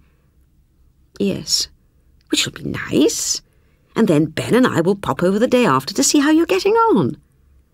"Yes, that'll be Sunday." "Yes." Leonora picked up her handbag and went towards the door. "So, don't leave me." The words burst out, quiet but very desperate. "Darling, I've got to." Affection and a slight hint of weary exasperation. "I've got to go home and cook Ben's supper, haven't I?" "Yes." "Well then." Leonora's mother took a few slippered steps towards her, hands outstretched. Leonora strode over to her, hugged her, and planted a kiss on her forehead. She ignored the tears that glimmered. "Good night. Sleep tight. Be a good girl now." "Yes." The door clicked behind her, and it was like leaving a small child at boarding school for the first time. "Ben, I'm so tired I could die." "Well, you've had a pretty full week." "Pork chops for supper, a packet of frozen peas, and the remains of last night's potatoes fried up. No garnishing, not even the table mats." "Think she'll settle in okay?" "God knows. I've done my best. Old folks could help themselves more. Still, perhaps where she's gone they all help each other more." "Perhaps.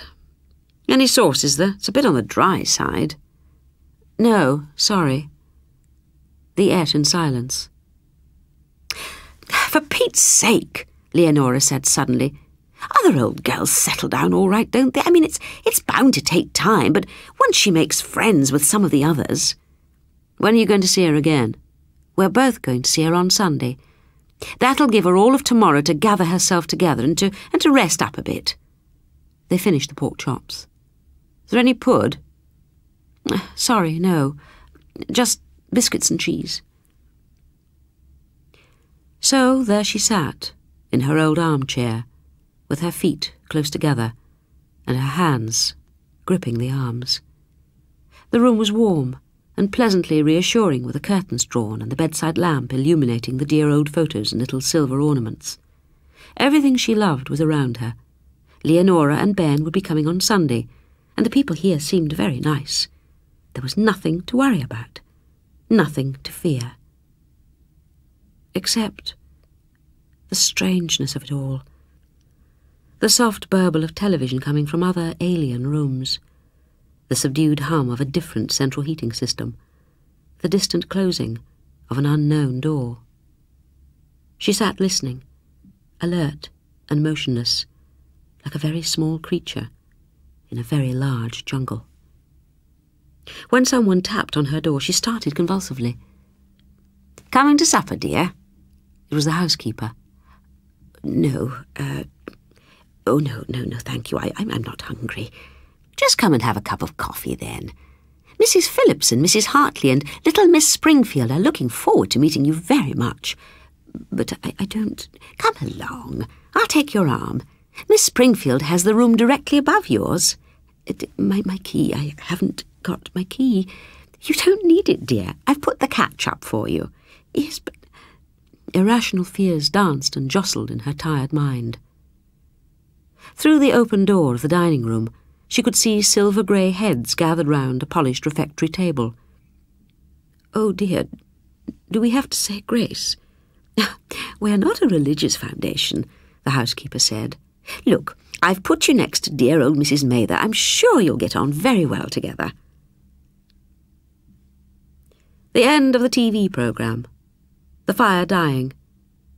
Leonora wound her knitting round the needles, and Ben went yawning to put the car away.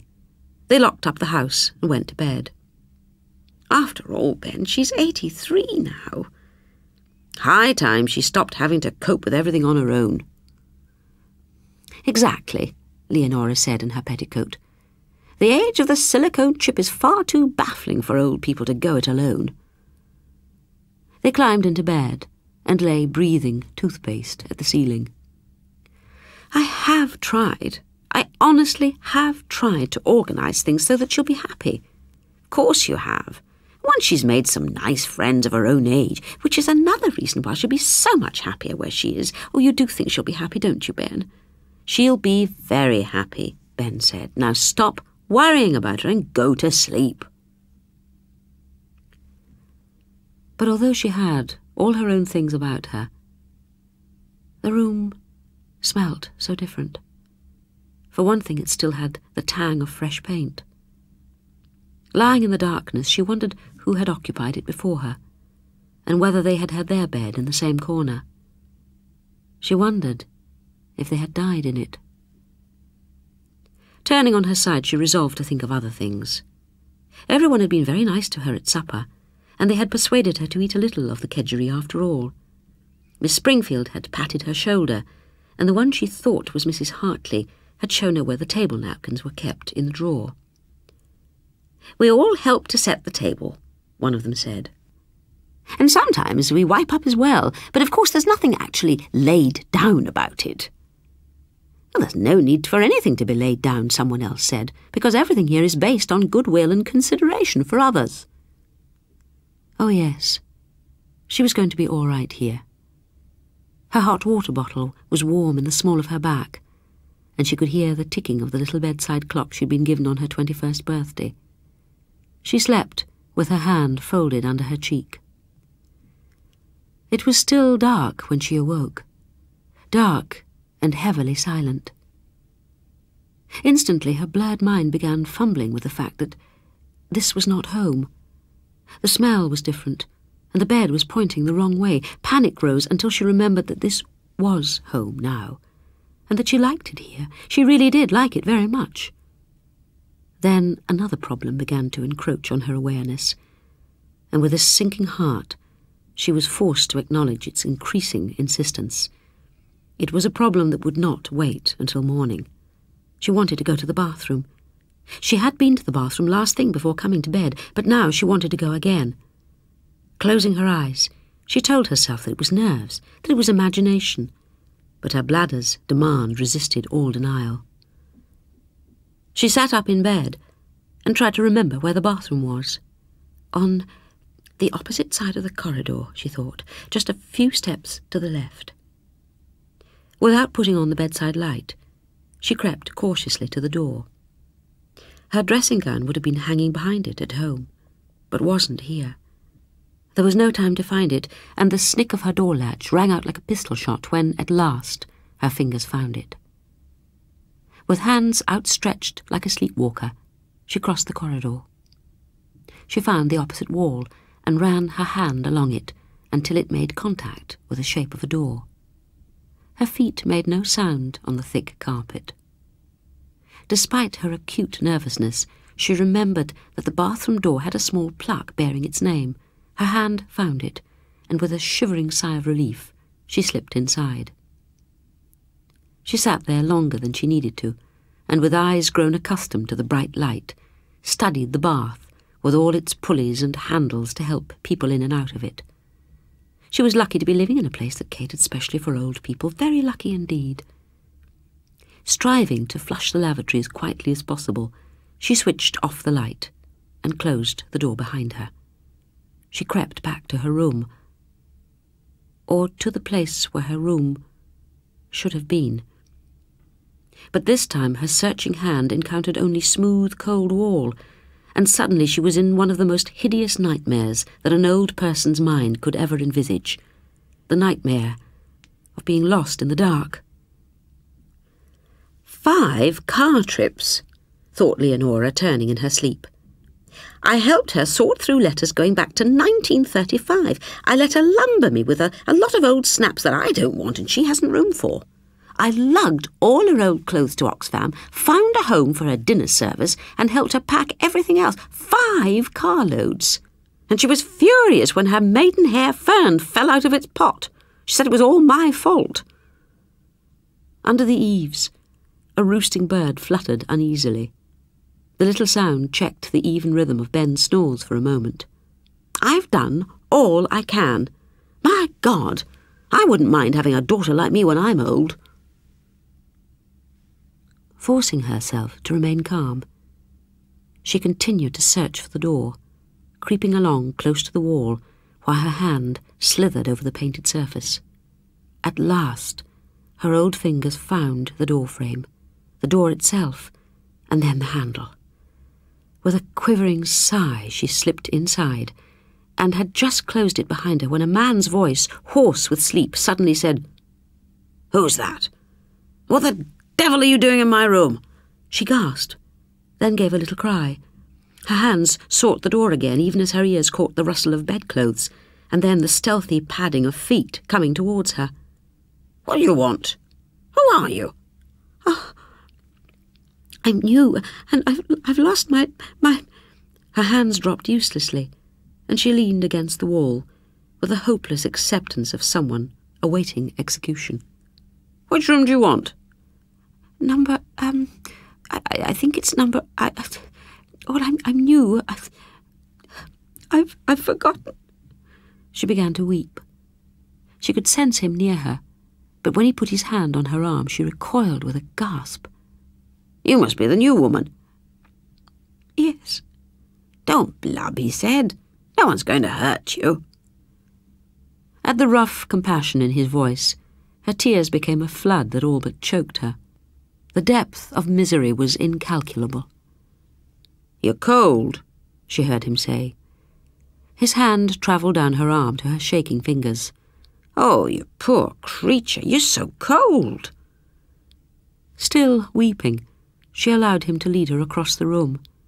The strength had gone from her legs, and she stumbled over the rug.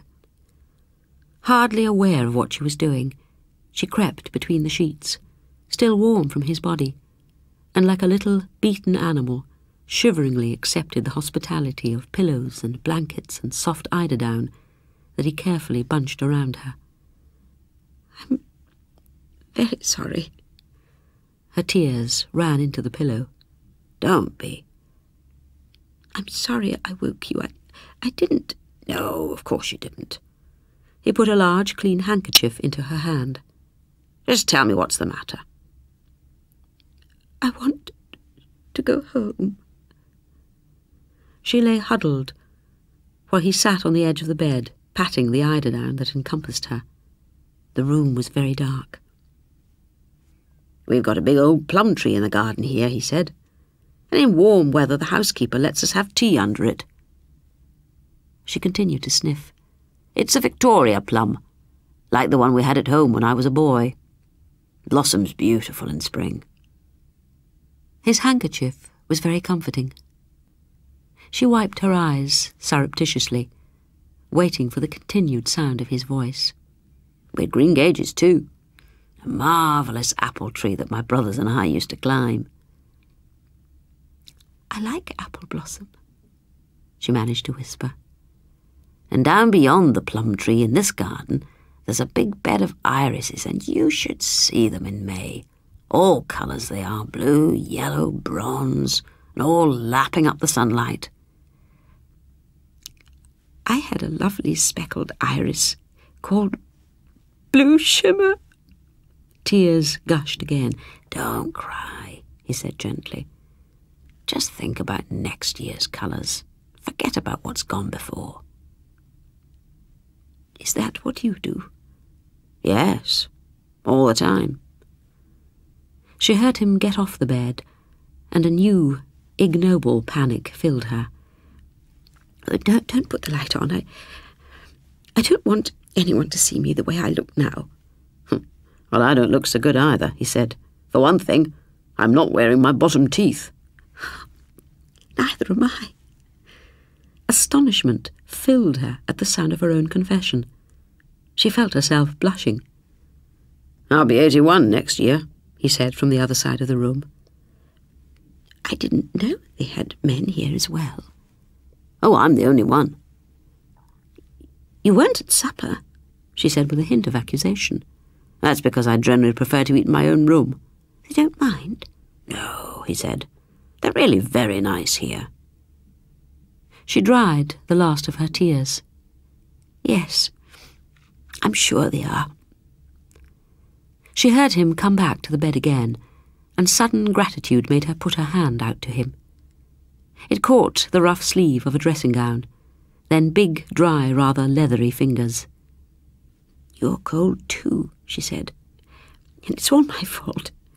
"Stay where you are. There's room for both of us." She was prepared to go, to say thank you and find her way back to her own room. Instead, she moved a little closer to the wall. Then, with her one free arm, tucked the other half of the eiderdown solicitously round his angular shape. They lay side by side. "I'm 2 years older than you are," she said.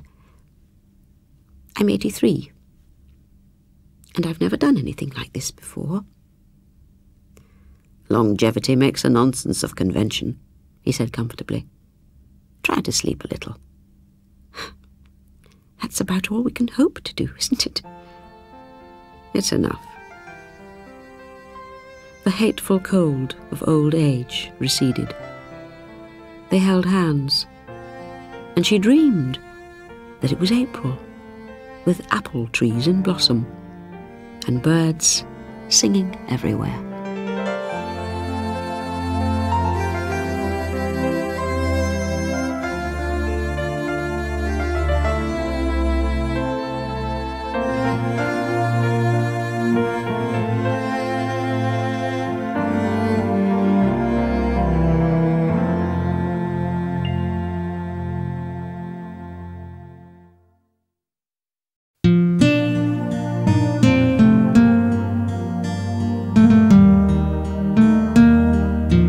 Saturday Lady by Norma Haas.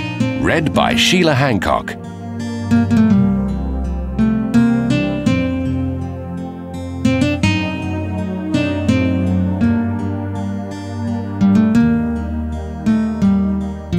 Wearing the purple winter coat, Rosa sat down tentatively at the table like a visitor in her own house. She poured herself tea from the china pot that one of her ladies, Mrs. Nora, had given her. It was a lovely pot with red roses all over and Canada's Centennial 1967 written in large gold letters across its middle. She added milk to her tea, milk from the cut glass jug she'd brought all the way from Lisbon, and then she treated herself to a chocolate marshmallow from the package she kept for Albie's friend Rui. She ate it carefully over the bread plate so that she wouldn't drop any crumbs on the embroidered tablecloth, the cloth that had been a wedding present from her mother. The birds twittered behind her in their cage, reminding her that she had forgotten one tiny thing, their ritual Saturday afternoon moment of freedom when she let them out of their cage to fly around the small apartment. It was the little red bird she liked best. He always came and settled on her shoulder and tweaked gently at her ear. They were Albie's birds, and yet she was the one who fed them every day and cleaned the cage out on Saturdays. Albie didn't like them out of the cage. The best he could ever do was lift them out for a brief moment and hold them in his calloused, rough hand, rubbing a thumb down their back with an abrasive stroke that made the poor creatures shiver and shake. Albie had built the cage right against the window, so that the birds had mesh on 3 sides and constantly battered their bodies against what must have seemed to them the free side in their endless attempts to fly off. When Rosa had suggested it was cruel, Albie had smacked her hard. She still remembered the sting from his hand. She and Albie and her son Manuel had been in Canada for a year now. Land of opportunity, they always used to call it in Lisbon. Opportunity it certainly was. Opportunity for work and more work. From Monday lady to Friday lady, on and off buses and subways, up and down stairs, in and out of houses, different vacuum cleaners, dusters, mops, polishes and brooms. Then home each day to do the same in her own place. Even though Albie was often in before she was, he expected her to run when she did get home, for he liked to eat on time. Saturday, there was shopping to do, carrying all the bags of groceries home and then cleaning the apartment. There wasn't even Manuel to help, because he'd become a proper Canadian, hockey practices in the winter, baseball in the summer. Besides, Albie didn't like Manuel to help. Housework was not men's work, he always said.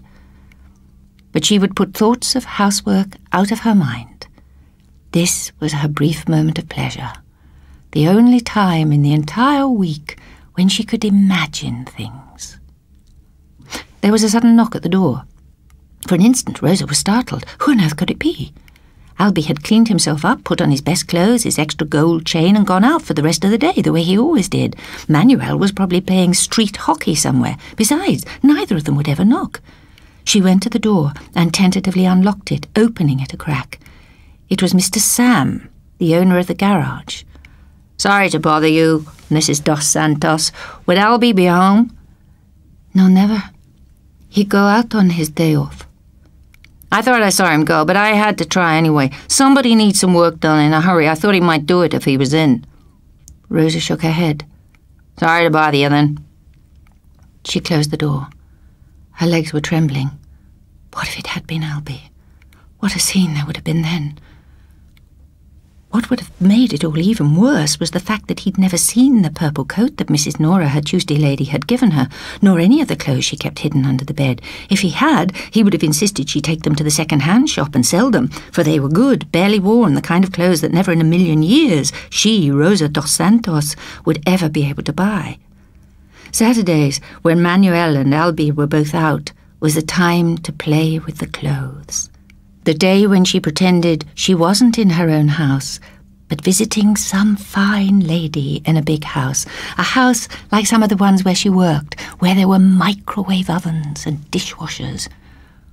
Or best of all, that she was sitting out in the street, back on the Avenue da Libertad, watching the world go by and listening to the birds, dressed exactly like some of the grand ladies she had seen there, having people look at her, admire her clothes, admire her face. She was fairly sure she suited the purple coat. The mirror told her so. But then she couldn't be sure of anything anymore. Certainly Albie never gave her any compliments. However, when Albie brought home his friend Rui, a fat, swarthy little man with built-up shoes and hair that stood up in alarming peaks on the thinning areas of his scalp, he looked at her in a certain way. "Aye, you keep her well hidden," he said to Albie. "If I had such a rose, I would do the same." Albie had paid no attention, just grunted and gone immediately for a beer for both of them, and together they played cards at the kitchen table. Albie ignored her, while Rui winked at her behind Albie's back and even once made a funny gesture that Rosa hadn't liked. She prayed sometimes that Albie would say something, would even look at her the way he looked at some of the women who came in with their cars. She could watch him from the window, for they had rented the apartment above where Albie worked, and she could see how he put on a performance for them, strutting and puffing out his chest the way he had once done for her. There in the garage was Albie's real kingdom. He could oil and lubricate, make their cars purr back into life. She didn't like the way he wore his overalls open halfway down his chest, displaying the curls of black hair and the gold chains that waited for someone's fingers to untangle. She sometimes saw the way women looked at him, high-class women too. They could smell something off him that they couldn't smell from their own husbands, and they liked that smell. She didn't hate them for feeling what they did, but at times she hated Albie. Rosa sat down again at the table and lifted the teacup. She waited for the little red bird to come back, but they had scattered and he didn't come.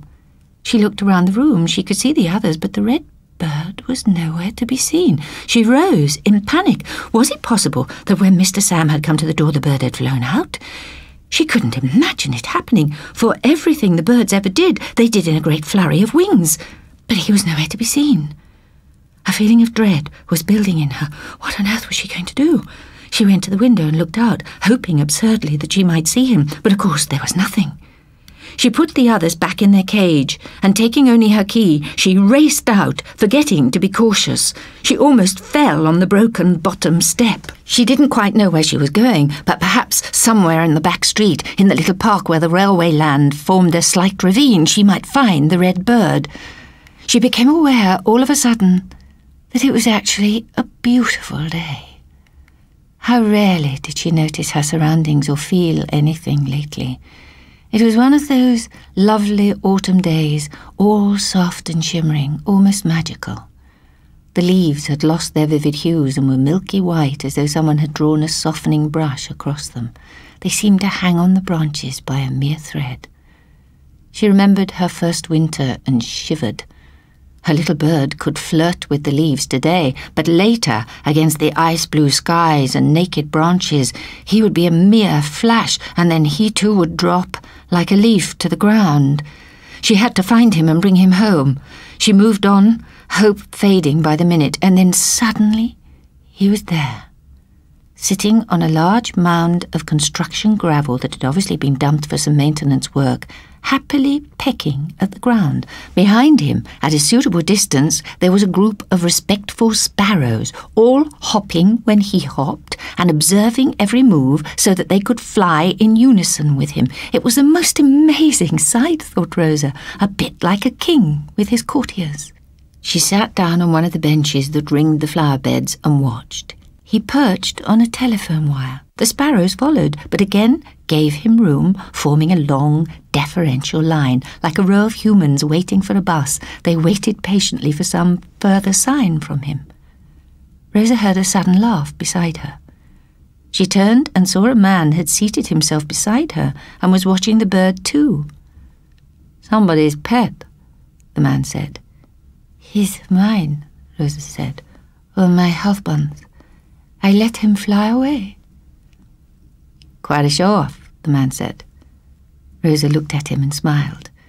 Never in her life had she struck up a conversation with a total stranger, but he seemed like a nice man. He carried a newspaper, was respectably dressed, and had one of those kind faces, probably someone's husband, a good family man. "My husband, she will be very mad." Rosa frowned as she stared upward again at the truant bird. "That's too nice a day for anyone to be mad. Birds shouldn't be in cages anyway, don't you think?" Yes, I do," Rosa agreed eagerly. "You let him out deliberately?" "Yes, I mean no. Well, I let them fly on Saturdays when Albie she go out, and today the door, it knocked. No one comes to door on Saturdays, and I got, how you say, excitable." "Excited," the man helped out. "Excited, and the bird, she slip out. My husband, she'll be mad." "He will be mad," the man corrected. "Husband is male, so it is he." "Thank you. No one ever helped me. I like." Perhaps she shouldn't have said that. It was too forward. She focused on the bird and wished that she could learn to accept things without always saying too much. "How long have you been in Canada?" 1 year. "You're doing very well, then, with English." "I try, but not so good, yes." "Very good. At least you try." Rosa looked shyly at him, and he smiled encouragingly. "I came from Poland many years ago, and it took me much longer." "Yes?" "Yes, I was too scared to try." "And now you speak so good. It's good you speak so good. Maybe one day I will speak good too." The bird landed now at Rosa's feet. The other sparrows had become wary. They settled a little further off, watching, surprised perhaps at this strange, brightly coloured creature's bravado. "I could bend down and pick him up," the man said, but made no move to do so. The bird rose from the walk in front of her and perched on her knee, looking cheekily up into her face as though daring her to try and catch him. The man stared at her. "That makes a very pretty picture. Two pretty creatures together." Rosa felt her face flush. She enclosed the bird gently between her hands, concentrating like mad. The bird fluttered feebly between her palms. For an instant she felt not a bit like herself, almost as if she were holding her own veins, her own blood. A harder caress than her present one, and they both would die. Then there was the option of opening up her hands and letting the creature go. She had the sudden image of blood spurting from her. Perhaps with that one gesture she would bleed to death too. She knew the man was watching her, and there was another strange feeling, something from way back in the past when she had first met Albie, a feeling of power. But almost as quickly as it came, it was gone again. She opened her hands suddenly, and perhaps sensing her uncertainty, the bird rose swiftly into the air and distanced himself as quickly as possible. "You think it flies out too warm?" she asked the man. "I'm sure it will." "If no, she might get dead. Is possible?" The little bird was on the move again, flying further and further afield. The sparrows had narrowed the gap between the bird and themselves. They were still attracted to it like moths to a firefly. The man didn't answer her question. He was staring at her intently. He leant over and patted her hand. "You did the right thing." She smiled. "Yes?" She looked at him questioningly, and he nodded his head. She stood up. "You kind man. I must go now." He rose and stood beside her. "Goodbye." They shook hands solemnly. "Someday when you fly, don't worry about the winter." "Thank you," Rosa said pointlessly because she couldn't think of anything else to say. She was sure he meant something nice, but she hadn't time to brood about it. She had to get home. It was unlikely Albie would be home, but she had to go back quickly and put everything carefully away, wash the cup and saucer, fold the tablecloth, and pack the purple coat away under the bed. She hadn't thought she had what to say about the missing bird. She could feel her own heart thumping in her chest, exactly as she'd felt the bird's, the beat quickening as her feet pounded on the pavement in her rush for home.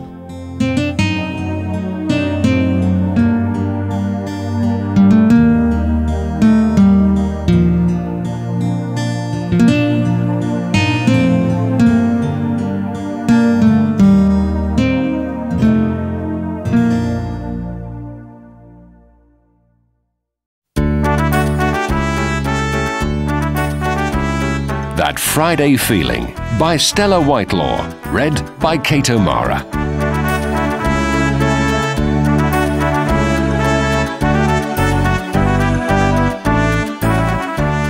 Friday the 13th seemed a good day on which to give in her notice. People expected the unexpected to happen. Losing letters, tripping over the cat, missing buses. Helen's departure would be just one more irritating occurrence. "Morning, miss," said the cheerful doorman. "My last," said Helen, not explaining. Helen went into the office, took off her coat and the cover from her typewriter for the last time. She would not work out her notice. She would just up and leave. She made some coffee and decided to clear out her desk. "Would you come in, please, Helen, with your book?" Roger's voice came over the intercom, deep, treacly, and it still had the power to make her heart quicken. But not for much longer. Not after today. Helen did not check her appearance in a mirror. Why bother? It did not matter how she looked anymore. She could go in wearing a brown paper bag on her head and he probably wouldn't notice. He swiveled round in his chair, long grey-clad legs crossed, fingers steepled. His eyes were cold, righteous, fixed on a spot a few inches past her left shoulder. "I'd like to get this lot into your notebook before I go home to Birmingham after lunch," he said, shuffling through some papers. "Let's get started." "All right," said Helen, sitting in the opposite chair. He shouldn't wear the same clothes. It was not fair. Her fingers still remembered how she had unknotted that pale blue silk tie with trembling fingers, hung that expensive jacket over a chair as if to impress him with wifely care.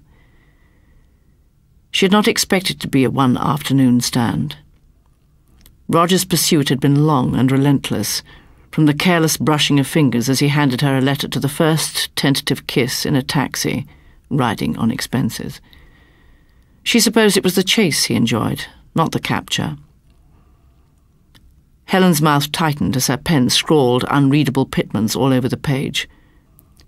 She did a lot of short forms and contractions for practice. She had no intention of ever typing it up. Capture. She had been only too willing to be caught, a ready moth to the flame, reduced by that time to an adoring slave by his masterly handling. He kissed beautifully. Long, lingering kisses that made her feel as if she was drifting in a warm Caribbean sea, gentle waves lapping on her bare back. The office became a private paradise for the two of them. She bought flowers, polished his desk, spent most of her salary on flattering clothes, was as lost as a kitten when he went away on business, pining and counting the hours till his return. "You're a fool," said Miranda as they repaired their faces at lunchtime. Helen had not said much, but her friend knew. "He's just playing with you. He's very much married and he's got his eye on promotion. He's not going to take you along with him when he moves upstairs." "I don't care," Helen said, seeing how her reflection glowed in the mirror, her eyes sparkling. "I'm in love with him. He's wonderful." "Tosh," said Miranda. "He's a calculating bastard." Helen did not believe Miranda. Her friend didn't know how heady it was to work with Roger. He was a power machine, motivated by ambition, and Helen loved being part of his dynamic schemes. It was so flattering. He confided in her, depended on her support, told her she was beautiful, always took her to lunch on Fridays, eating on expenses, took time choosing the wine. She ought to have known that behind his handsome, arrogant, clean-shaven face was a mean heart, a man who didn't spend his own money. He rarely put his hand in his pocket, literally. He had a sartorial obsession with the cut of his clothes. What did he put her down as when he lunched her on Fridays? A trading transaction? The company paid towards his Riverside flat, too. He'd been moved from the Midlands office and power-talked the board into assisting with his London accommodation, the same way as he talked Helen into his bed. By the time that afternoon arrived, she was a puppet in his hands. She would have followed him anywhere, done anything, and found herself melting without protest as his fingers unfastened her blouse, brushed the rising curves of her breasts. Helen almost fainted with the intenseness of her feelings as he steered her towards the turned-down, non-iron sheets. But it was all over in minutes. Helen lay in a bewildered haze, body pulsing. Roger had not waited for her. Already he had rolled away and was padding into the bathroom, his naked back tanned from holidays she had not shared. Perhaps next time it would be different, she consoled herself, aching, staring up at the ceiling, his ceiling, looking at the swirling, brush-stroked pattern. The first time was always difficult, clumsy, awkward. But another voice inside her demanded, why should it be so? The first time could be caring, tender, funny, even if not technically perfect.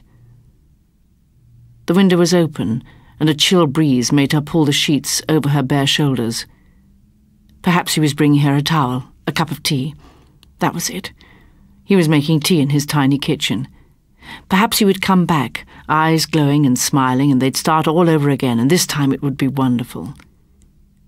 He returned, buttoning up a freshly laundered shirt. "I've got a meeting at 3:30, he said briskly. "Yes, of course," said Helen, who'd been hoping he'd cancel it. Her clothes were all over the floor. He'd removed them fast enough. Now apparently he could not get rid of her fast enough. He did not help her dress. She had to scramble to find her abandoned bra, panties, rolled-up tights on her own. The first seeds of doubt entered her mind. This wasn't how it should be. Where was the romance? What had she done, and for what? For nothing, it seemed.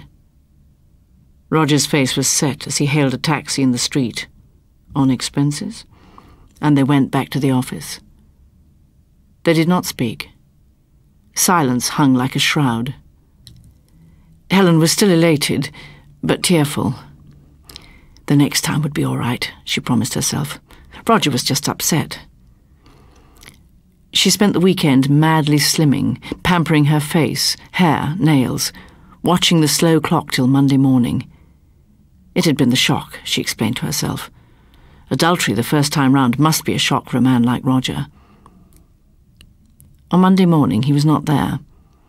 He'd been called away north to a meeting that had suddenly materialised out of the air. Helen felt icy cold all over, despite the central heating, as if she had her own private corridor of weather. She could not concentrate on her work, was fit for nothing beyond answering the phone and taking pointless messages. "He's gone away," said Helen in a low voice, "and he didn't tell me." "Cheer up," said Miranda, looking across to Helen's pale face in the mirror. "Lover boy will be back soon, panting for another fumble. "He doesn't fumble," said Helen, ignoring an inner honesty. "You don't understand." "That's the trouble. I do understand," said Miranda. "Watch out, my girl. You're going to land very hard." By Friday, Helen knew she had landed, and the earth was a rock-hard, uncompromising, silent, screaming abyss. Roger had returned on the Wednesday, frigid-faced, dictating reports with machine-gun rapidity. No coffee, no kisses, not even a friendly hello. Helen felt like an insect, unclean, like something crawling from under a stone. "Sorry I can't make lunch today," he said about noon that Friday. "I've some clients. Something's cropped up." "That's fine," said Helen brightly. "Things do crop up, don't they?" Don't let him see, she told herself as she slowly went out of her mind. She did not eat. She lost 1/2 a stone. Her skin became sallow. The gloss faded from her hair. Where had she gone wrong? She wept to herself at night. Because once she said yes after months of saying no. She still loved him, but even that was slowly dying, starved by his indifference and rejection. A few weeks later, on Friday the 13th, she went to the personnel department and handed in her notice. The personnel officer said that they would be sorry to see her go. She was an excellent secretary. Roger would miss her, etc., etc. "No time for our usual Friday lunch," she said flippantly at noon, getting it in first. She closed her notebook of unintelligible outlines, recapped her pen. No," Roger said, embarrassed, not looking at her. "I'm due home. I've got, fresh pastures?" She knew he had been seeing the new receptionist on the 5th floor. She'd caught them together in the lift, pulling apart swiftly as the doors opened. "Would you sign these internal memos, please?" said Helen, handing him a sheaf. "You forgot to sign them yesterday." He scribbled his name on them, still without looking. Helen did no work that day, but she did have a very busy afternoon. When she had made sure Roger had gone, she emptied the filing cabinets in both offices and put everything through the shredder in the corridor. She also shredded the contents of his desk, his appointments diary, the framed certificate of merit off the wall, the regional sales charts, address book, phone numbers, even the photo of his wife in the Midlands, poor woman. The waste bins outside filled up with mountains of shredded paper, overflowing onto the floor like lava. "Spring cleaning?" asked Miranda, sailing by with a pile of files. "Something like that." Helen surveyed Roger's empty and deserted office, a barren paradise. She knew it was a pathetic gesture, but it made her feel better. He'd talk his way out of any trouble upstairs, say her work had deteriorated, that she'd become unhinged. But word would get around. Miranda would see to that. She wrote out a cheque to her employers and addressed it to the chief accountant, marking it repayment of her half of those Friday lunches that Roger had claimed on expenses. Her step lightened as she left the building, shaking off that Friday feeling once and for all. She'd arranged for the maintenance men to move in over the weekend. They were going to paint every inch of his office black. Roger had signed the memo, but he might have trouble talking himself out of that one with upstairs. "You look very happy, miss," said the doorman as Helen went out into the late sunshine. "I think I am," said Helen, giving him a special smile. Who knows what Monday will bring?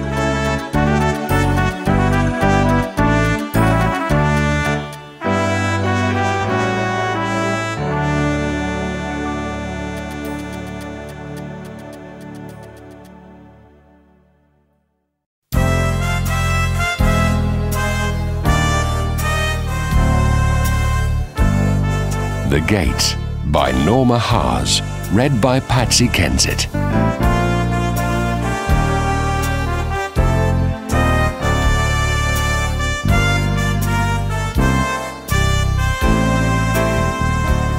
The garden gate had 6 black iron spikes on top, ugly spikes. The distance between each railing was exactly the width of Meg's forehead, so that after leaning her head against its magic coolness and peering out at the world, there were 2 large pink stripes on either side of her ears. The railings framed all there was to see, just as the frames on picture books did. The gate kept Meg safe from the rest of the world and at the same time kept her mother prisoner. Nobody could ever escape past that gate without being heard. It was heavy and creaked, and it would announce anyone leaving. "I've had enough. Oh, there has to be more to life than this." When her mother said this, Meg longed to point to all the lovely things around that she thought maybe her mother couldn't see. Her mother never told Meg she loved her, but at times Meg thought it might be possible. At other times she didn't believe it for a moment.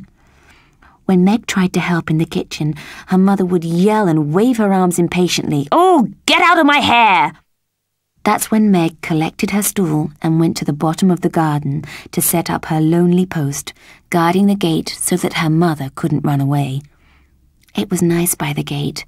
It was a window to watch the world go by, a world bounded beyond the gate by the row of tall red brick houses that soared upward, blocking out the sun until midday. There were things and people to watch on the street. The man across the road with the funny collar and bow tie and his bundle of books. The odd skinny lady 2 doors away, whom her mother always called the lady with the 2 left legs. It was true. She had a funny lopsided look as though her knees could bend both ways. Then there was the dancer lady, who on summer nights, when it was daylight for so long, waved from her window to Meg and brought out a puppet doll to make it dance on the ledge. The sun caught the 3rd-story windowsill at that time of night, lighting it up like a stage. It was magical. When the lady saw Meg in the daytime, behind the gate, she would wave, but she never came over to speak, and Meg was glad. They shared a secret, and to speak about it would spoil everything. Meg was in love with the dancer. She was tall and dark with her hair drawn back from her face. She walked turning her feet out and sort of glided along, exactly like her puppet. Meg practiced walking that way, imagining she was getting it just right. Then, in the afternoons, the other children came home from school and played ball on the street. Sometimes they asked Meg to come out from behind the gate and play with them, but she wouldn't come. They started calling her Monkey Face. Her father heard them one day and he began calling her that too, but when he said it, it was different, and Meg was happy. One day, something dreadful happened. Men came and took the gate away and all the railings, leaving only the hedge. Her father said it was for the war effort. Meg was baffled. How could the war effort need their gate and railings? Meg decided it was to build a fence around the country to keep the enemy out. She didn't go out of the house for days after that, and her mother got angrier and angrier, complaining to Meg's father, "Oh, do something about her. She's tripping on my heels morning, noon and night." Her father took her on his knee and stroked her hair. "What is it, Monkey Face? Can't you leave Mummy alone?" Meg began to cry. "Stop mewling," her mother yelled. "Thank God she'll be gone to school soon." Meg had trouble getting to sleep at nights just thinking about the day school would start. She was certain when that day came her mother would run away, but there were other things to worry about. Different things, all happening suddenly. First, it was the gate.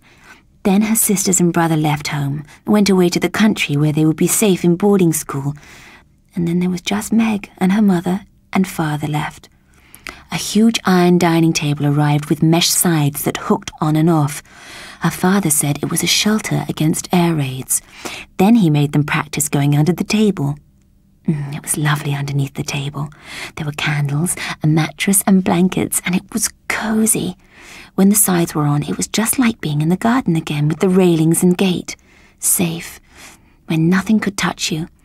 And when they actually went under the table, her mother hugged Meg and cried. Her father was out driving an ambulance down at the dock, and her mother cried and rocked her, and it was warm and lovely in her arms, even though her mother was crying. Then things changed again. Her father's office was evacuated to the country, and he wanted to take them with him, but her mother wouldn't leave Granny Dunn. Her mother and father fought about that for days, shouting and yelling, until finally her father didn't say anything anymore. When he came home at the weekends, her mother said he was lucky to be able to run away each week. And Meg looked at her father and wondered if that was what he wanted. She hadn't ever thought of her father as wanting to run away. He hugged Meg a lot when he was home, and in the summer took her places.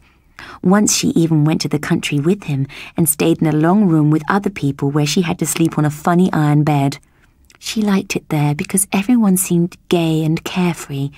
There were no air raid sirens, and there was one lady, her father's secretary, with a powdered face and a strawberry red mouth, who kept giving her things and putting her arms around her. She liked the presents, but didn't really like the lady, although she wasn't quite sure why. The lady smelled of perfume, and long after she had hugged her, Meg still smelled the perfume. She was sure her father didn't really like her either, because he was funny when she was around, making a fuss of Meg and speaking in a funny voice. Back in town, there were the endless walks to her grandmother's each day. Granny Dunn was lame and always sat in a wheelchair, but apart from that she didn't seem to need much looking after. She had a maid called Rose and a budgie called Sam. Meg didn't really love her grandmother. She was scared of her. But then everyone seemed scared of her, even Rose. Everyone but her mother. She had a big, deep voice for someone so tiny. "Run away and play!" The same words as her mother's, the same frown. "Go look for chickweed for Sammy." But it was all right because it was safe in the garden. For some reason the garden still had a gate. Perhaps Granny Dunn had scared off the men who came to take it away. Each day her mother stayed a long time at Granny Dunn's. It was lovely in the garden, picking out the chickweed from between the flagstones to feed to Sammy, then roaming by the flower beds, feeling the stickiness of the snapdragons, getting the orange dye from the big lilies all over her fingers, and then when she was bored with the garden, she went to the garage where the door was always open, and stroked the flanks of the big shining car that only ever came out for weddings and funerals. She pretended the car was a great, gentle horse, and that someday she would be able to climb on and lead the horse wherever she pleased. Then it was the end of summer, and things changed again. She went to school. That awful first day of school when she cried all day and her mother came to pick her up. She called her a baby for crying, but Meg didn't care because she was there scolding her and she hadn't run away, and that was the important thing. All the time she complained, she held Meg's hand tightly, and Meg smiled, even though she was being scolded. Her father came home at the weekend and talked to Meg about growing up and about how big girls didn't cry, and so she stopped crying at school.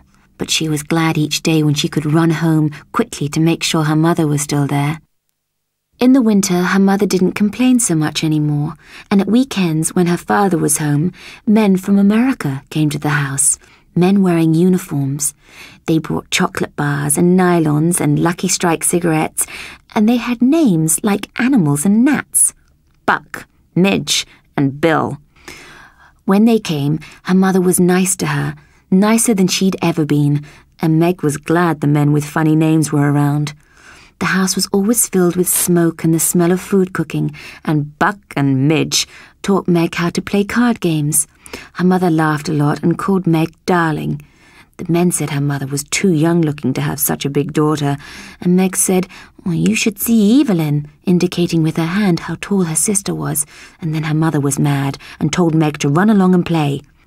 One day the soldier came during the week when her father was away. Meg didn't like him as much as she liked the other soldiers. He was always giving her money and telling her to go and buy herself some candies. Her mother said candies were sweets, but he was stupid because there were no sweets to buy. He didn't seem to remember about rationing and shortages. One day when she came home from school, she found the soldier standing close to her mother with his hand on her arm, and she knew for sure she really didn't like him. He pounced on her and swung her up in the air, and she could smell a sort of sweet, familiar smell as her face passed his, a sort of mother smell, and she wanted to cry. He set her down again. "Hey, hon, run down to the store and get me some matches." He pulled some change from his pocket. "We have matches." Meg went into the kitchen and brought the box that was always kept by the stove. Then she sat on the piano bench and swung her legs. The soldier and her mother sat and looked at each other, and the room felt funny, all hot and clammy. But her mother suddenly wasn't mad anymore. She came over and put her arm around Meg. "Want to hear her sing?" her mother asked the soldier. "She sings like an angel."